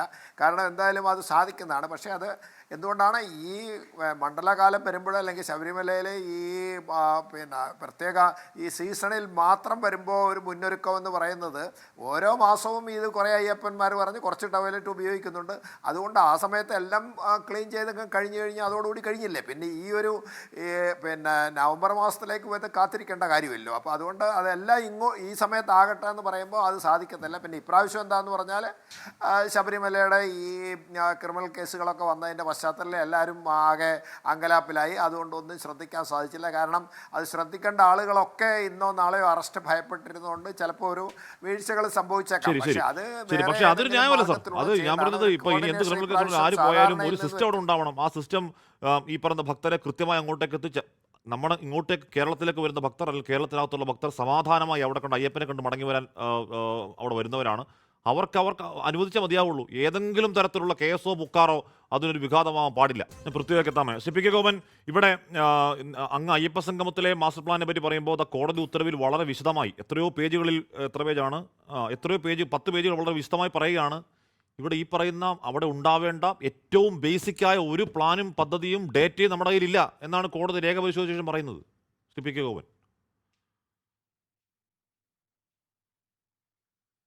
അല്ല, അത് പിന്നെ ഡേറ്റ അവിടെ ഇല്ലാഞ്ഞിട്ടല്ലല്ലോ ഈ 70,000 പിന്നെ 20,000 എന്നൊക്കെ കണക്കും ബഹുമാനപ്പെട്ട കോടതി അത് 5,000 നിജപ്പെടുത്തിയതും ഒക്കെ അധികമായി വന്ന ആളുകളുടെ പ്രശ്നമാണല്ലോ അതിനകത്ത് വരുന്നത്. തന്നെയല്ല, കോടതി നിരീക്ഷിച്ചത് ഇന്നലത്തെ സംഭവത്തിൻ്റെ അടിസ്ഥാനത്തിലാണ്. ഇന്നത്തെ രാവിലത്തെ കോടതിയുടെ നിരീക്ഷണമാണ് നമ്മുടെ മുമ്പിലുള്ളത്. അപ്പോൾ ഇന്ന് വന്ന മാറ്റമുണ്ട്, നാളെ വരുന്ന മാറ്റമുണ്ട്. അതും കൂടി കണ്ടിട്ട് നമുക്കത് എടുക്കാം. അതിന് മുമ്പായിട്ട് പിന്നെ ബഹുമാനപ്പെട്ട കോൺഗ്രസ് സുഹൃത്ത് ഈ ശബരിമല സ്വർണ്ണ പ്രശ്നം ട്രയലിൻ്റെ അടിസ്ഥാനത്തിൽ തെളിയിക്കപ്പെടേണ്ടതാണ്. ഇപ്പോൾ FIRൻ്റെ അടിസ്ഥാനത്തിലാണ് അവർ കിടക്കുന്നത്. പക്ഷേ ചൂരൽമലയിൽ ഒടുങ്ങിപ്പോയ മനുഷ്യൻ്റെ പണം അടിച്ചുകൊണ്ട് പോയത് കേരളത്തിൻ്റെ മുമ്പിൽ പ്രത്യക്ഷമായിട്ട് നിൽക്കുകയാണ്. അതിനു മുമ്പിരുന്ന കോൺഗ്രസ് ദേവസ്വം മന്ത്രി 1,87,00,000 രൂപ പാത്രത്തെ കച്ചവടത്തിൽ കൊണ്ടുപോയതും കേരളത്തിലെ ജനങ്ങളുടെ മുമ്പിൽ കൃത്യമായിട്ട് നിൽക്കുകയാണ്. പിന്നെ ഉള്ളത് ഈ പോലീസിനെ MSP ട്രെയിനിങ് കഴിഞ്ഞവരെ ഉടനെ, അതൊക്കെ വളരെ ദുസൂചകമായിട്ടാണ് പറയുന്നത്, മലപ്പുറം ക്യാമ്പിൽ നിന്ന് പരിചയമില്ലാത്ത ആളുകളെ പ്രത്യേകമായിട്ട് അയച്ചു. പരിചയമില്ലാത്ത ആളുകളല്ല, പരിശീലനം കിട്ടിയ ആളുകളാണ്. അവരെ നേതൃത്വം കൊടുക്കാനും നിയന്ത്രിക്കാനും അവിടെ എക്സ്പീരിയൻസ്ഡ് ആയിട്ടുള്ള പോലീസും അവിടെയുണ്ട്, ഓഫീസർമാരുണ്ട്. സബ് ഇൻസ്പെക്ടർ മുതൽ ADGP വരെയുള്ള പോലീസ് ഉദ്യോഗസ്ഥർ അവിടെ ഉണ്ട്. അവർ അക്കാര്യത്തിൽ നല്ല നിയന്ത്രണം നടത്തിക്കൊണ്ടിരിക്കുകയാണ്. പിന്നെ ശബരിമല ക്ഷേത്രം നന്നാവണമെന്ന് താല്പര്യമില്ലാത്തവരാണ് ഗവൺമെൻറ്റും അത് ഭരിക്കുന്നവരുമെങ്കിൽ എന്തിനാണ് അവിടെ നിലയ്ക്കലിൽ 4 കെട്ടിടങ്ങൾ കിഫ്ബിയുടെ പണം, ഇവരെ ഏറ്റവും കൂടുതൽ ആക്ഷേപിക്കുന്ന കിഫ്ബിയുടെ പണം ഉപയോഗിച്ച് അവിടെ നിർമ്മിച്ചത്, അവിടെ 1,500 കോടിയുടെ മാസ്റ്റർ പ്ലാൻ തയ്യാറാക്കിയത്, അവിടെ റോഡുകൾ തമിഴ്നാട്ടിൽ നിന്നും കർണാടകത്തിൽ നിന്നും വരുന്നവർ പറഞ്ഞ ഒരു പോസിറ്റീവ് കാര്യമുണ്ടല്ലോ, നിങ്ങൾ പലരും മറച്ചു വെക്കുന്ന കാര്യങ്ങൾ, ഏറ്റവും മനോഹരമായ റോഡുകൾ, ആ റോഡിലൂടെ സഞ്ചരിച്ചെത്തിയതിനെക്കുറിച്ച് ആർക്കും പരാതിയില്ലല്ലോ, ഗംഭീരമായ റോഡുകൾ. അതുപോലെ നിലയ്ക്കലിൽ താൽക്കാലികമായി വിരിവെക്കാൻ 4,000 പേർക്ക് വിരിവെക്കാൻ കഴിയാവുന്ന ജർമ്മൻ പന്തൽ ഒരുക്കിയത്, ഇങ്ങനെയൊക്കെയുള്ള കാര്യങ്ങളുണ്ട്. മറ്റൊരു കാര്യം, ഈ 6 മാസത്തിന് മുമ്പ് ഉപയോഗിച്ച ടോയ്ലറ്റ് കേടായി കിടക്കുകയല്ല, അവിടെ ടോയ്ലറ്റ് ദൈനംദിനം ഉപയോഗിക്കുക.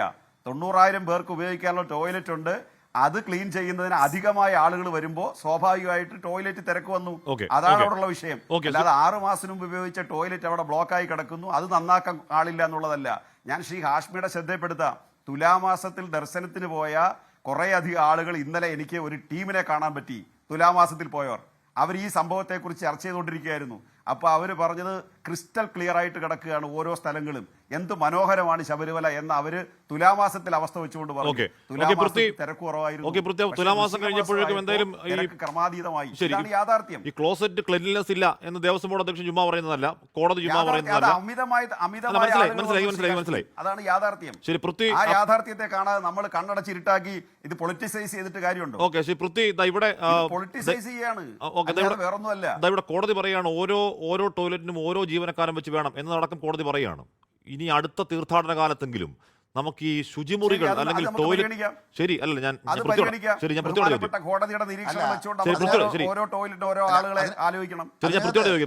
എന്ന് പറഞ്ഞാൽ അടുത്ത അല്ല പൃഥ്വി, കോടതി വളരെ വിശദമായി തന്നെ പറയുന്നുണ്ട് ശബരിമലയുടെ സുസ്ഥിര വികസന കാര്യം ഏറ്റവും ചുരുങ്ങിയ. പക്ഷെ അടുത്ത മണ്ഡല തീർത്ഥാടനം നമുക്ക് ശുചിമുറികൾ വൃത്തിയല്ല എന്ന് ഇവിടുന്ന് ചർച്ച ചെയ്യേണ്ട ഗതികൾ ഉണ്ടാവാതിരിക്കുമോ? തീർച്ചയായിട്ടും ഉണ്ടാവും. കാരണം ശുചിമുറികൾ വൃത്തിയല്ല എന്നുള്ളതല്ല അവിടുത്തെ പ്രശ്നം. ശുചിമുറികൾ ലേലം കൊടുത്തിട്ടില്ല. ലേലം കൊടുത്ത് നമ്മൾ അടിസ്ഥാന സൗകര്യം ഒരുക്കുന്നത് പോലും ലേലം കൊടുക്കുകയാണ്. ലക്ഷക്കണക്കിന് രൂപയ്ക്ക് ലേലത്തിൽ കൊടുക്കാത്തത് കൊണ്ടാണ് 2 ടോയ്ലറ്റ് ബ്ലോക്കുകൾ അടച്ചിടേണ്ടി വന്നത്. അവർ ഫ്രീ ആയിട്ട് ഉപയോഗിച്ചോട്ടെ എന്ന് വിചാരിച്ച് തുറന്നു കൊടുത്ത്, അത് ടോയ്ലറ്റ് ക്ലീൻ ചെയ്യുന്ന ആരാ? കരാറുകാരനാണ്. ഇന്ന് പന്തളത്തെ ശുചിമുറികൾ ലേലം കൊടുത്തിട്ടില്ല. ദിവസ കൂലിക്കാണ് അവിടെ ലേലം എടുത്തിരിക്കുന്നത്. ലേലം ചെറിയ നമ്പരം. ആരോടാണ് ഈ പറയുന്നത്? നിങ്ങൾ ശബരിമലയിൽ പോയിട്ടുണ്ടോ? ലേലം കൊടുക്കുന്ന ചെറിയ നമ്പറാണോ? വലിയ നമ്പറിലെ ലേലത്തില് കൊടുത്തിരിക്കുന്ന ശുചിമുറികൾ ലേലം കൊടുക്കാതെ ടോയ്ലറ്റ് ബ്ലോക്ക് അടച്ചിട്ടത് കൊണ്ടാണ് ഈ പ്രാവശ്യം ക്യൂ നിന്ന ആളുകൾ ശബരിമലയിലേക്ക് ക്യൂ നിൽക്കുന്നതിലേക്ക് കൂടുതൽ ആൾക്കാർ ഈ ഇത്തരം മോശമായ പരാമർശം ഈ ചാനലിലിരുന്ന് നടത്തുന്നത് നാണക്കേടായതുകൊണ്ട് ഞാൻ പറയാതിരുന്നതാണ്. വളരെ പന്തളത്തെ ശുചിമുറികൾ ലേലം കൊടുത്തിട്ടുണ്ടോ? ലേല നടപടികൾ പലതും നടന്നിട്ടില്ല. ഈ ലേല നടപടികൾ നടക്കാഞ്ഞത് കൊണ്ട് അത് അടഞ്ഞു കിടക്കുകയാണ്. അടഞ്ഞു കിടന്ന് ഇന്ന് തുറന്നു കൊടുത്തത് ദിവസവേതന അടിസ്ഥാനത്തിലാണ്, ദിവസക്കണക്കിനാണ് തുറന്നു കൊടുത്തിരിക്കുന്നത്. അത് ക്ലീൻ ചെയ്യുന്ന ആരാ? അവിടുത്തെ കരാറുകാരാണ്, അല്ലാതെ വിശുദ്ധി സേനയല്ല. വിശുദ്ധി സേനയ്ക്ക് പന്തളത്തും നിലയ്ക്കലും എരുമേലിയിലും ശബരിമലയിലും പമ്പയിലും ഒക്കെ തന്നെ സന്നിധാനത്ത് ഉൾപ്പെടെയുള്ള വിശുദ്ധി സേന അംഗങ്ങളുണ്ട്. അവർ വന്ന് അവർ ക്ലീനിങ് നടത്തുന്നുമുണ്ട്. അവർ ടോയ്ലറ്റ് അല്ല ക്ലീൻ ചെയ്യുക, അത് ഫ്രീ ടോയ്ലറ്റുകൾ അവിടെ ഇഷ്ടം പോലെയുണ്ട്. അതല്ല പ്രശ്നം. പമ്പയിലെ ടോയ്ലറ്റ് ബ്ലോക്ക് തുറന്നു കൊടുക്കാത്തത് കൊണ്ടാണ് പമ്പയിലെ ത്രിവേണി സംഗമ സ്ഥാനത്ത് പോയി ആളുകൾക്ക് ഗതികേട് കൊണ്ട് അവിടെ മലമൂത്ര വിസർജനം ചെയ്യേണ്ട സാഹചര്യം ഉണ്ടായത്. ഇത്തരത്തിൽ അടിസ്ഥാന പ്രശ്നത്തിന് പോലും പണം പിരിക്കുകയാണ്. അടിസ്ഥാന പ്രശ്നത്തിന് മനുഷ്യന്റെ അടിസ്ഥാന പ്രശ്നത്തിന് പണം പിരിക്കുക. തുലാവാസ പൂജയ്ക്ക് എല്ലാം ക്ലീൻ ആയിരുന്നു എന്ന് പറഞ്ഞത് ഇന്ത്യൻ പ്രസിഡന്റ് വരുന്നതുമായി ബന്ധപ്പെട്ട് 12 പ്രാവശ്യമാണ് പമ്പയിലെ വെള്ളം ടെസ്റ്റ് ചെയ്തത്. അവിടെ പോകുന്ന വഴികളെല്ലാം ടെസ്റ്റ് ചെയ്ത്, മരങ്ങൾ മുറിച്ച് നീക്കിയത്, റോഡ് കഴുകിയത്, സന്നിധാനം വരെയുള്ള റോഡ് കഴുകിയിട്ടത് എന്തിനാണ്? പ്രസിഡന്റ് വരുന്നത് നീറ്റ് ആൻഡ് ക്ലീൻ ആണെന്ന് പറഞ്ഞത് എന്തുകൊണ്ടാണ്? പ്രസിഡന്റിന്റെ സന്ദർശനവുമായിട്ട് ബന്ധപ്പെട്ട പ്രോട്ടോകോൾ ഉണ്ടായിരുന്നതുകൊണ്ടാണ്. പിന്നെ സ്വർണത്തിന്റെ കാര്യം അതുകൊണ്ടാണ് ക്രിസ്റ്റൽ ക്ലിയർ. അത് കഴിഞ്ഞ് ക്ലിയർ ഒക്കെ പോയി. അല്ല, പ്രസിഡന്റ് വന്നതിന് ശേഷം അവിടെ ദർശനം ഉണ്ടായിരുന്നു. അത് കഴിഞ്ഞ് ക്ലിയർ പ്രസിഡന്റ് വരുന്നതിന് മുമ്പ് ദർശനം ഉണ്ടായിരുന്നു. ഇതൊക്കെ മാത്രമല്ല, മനുഷ്യന്റെ അടിസ്ഥാന പ്രശ്നമായ അവരുടെ അടിസ്ഥാന പ്രശ്നം കക്കൂസിൽ പോകുന്നതിന് പോലും പണം പിരിക്കുന്ന ഗതികേടിലേക്കാണ് ഭക്തർ പണം കൊടുത്ത് ഉപയോഗിക്കേണ്ട ഗതികേടിൽ. ഇതൊക്കെ കോടിക്കണക്കിന് രൂപ വരുന്ന വരുമാനമുള്ള ശബരിമല കിഫ്ബിയുടെ ഫണ്ട്. സമയം കഴിഞ്ഞു. എന്തായാലും ശാസ്ത്രീയമായ രീതി വേണമെന്ന് കോടതി പറയുകയാണ്. തിരക്ക് നിയന്ത്രിക്കാൻ ശാസ്ത്രീയമായ രീതി വേണം. ഇത്തവണ മുന്നൊരുക്കങ്ങളിൽ വലിയ വീഴ്ച ഉണ്ടായി. തിരക്കുണ്ടാകുമ്പോൾ മാത്രം പരിഹരിക്കുന്ന താൽക്കാലിക രീതി അല്ല വേണ്ടതെന്നടക്കം കോടതി വളരെ വളരെ വൃത്തിയായി അക്കാഡമിക്കായി അതൊന്ന് വായിച്ചു നോക്കിയാൽ മാത്രം ശബരിമല എല്ലാ പ്രശ്നങ്ങളും പരിഹാരമാകും എന്ന തരത്തിൽ ഒരു 10 പേജിന്റെ ഉത്തരവുണ്ട്. മുൻ ദേവസ്വം ബോർഡും ഇപ്പോഴും ദേവസ്വം ബോർഡൊക്കെ ഉത്തരവ് വായിച്ചു നോക്കുമെന്ന പ്രതീക്ഷയോടെ എൻകൗണ്ടർ പൂർണ്ണമാകുന്ന ചർച്ചയിൽ പങ്കെടുത്ത എല്ലാവർക്കും നന്ദി. ശുഭരാത്രി. ലോകത്തെവിടെയായാലും ഏത് സമയത്തും 24 വാർത്തകളും ഓഗ്മെന്റഡ് റിയാലിറ്റി പാക്കേജുകളും എക്സ്പ്ലെയിനറുകളും വിശദമായി കാണാൻ ഞങ്ങളുടെ യൂട്യൂബ് ചാനൽ നിങ്ങൾക്ക് സബ്സ്ക്രൈബ് ചെയ്യാം.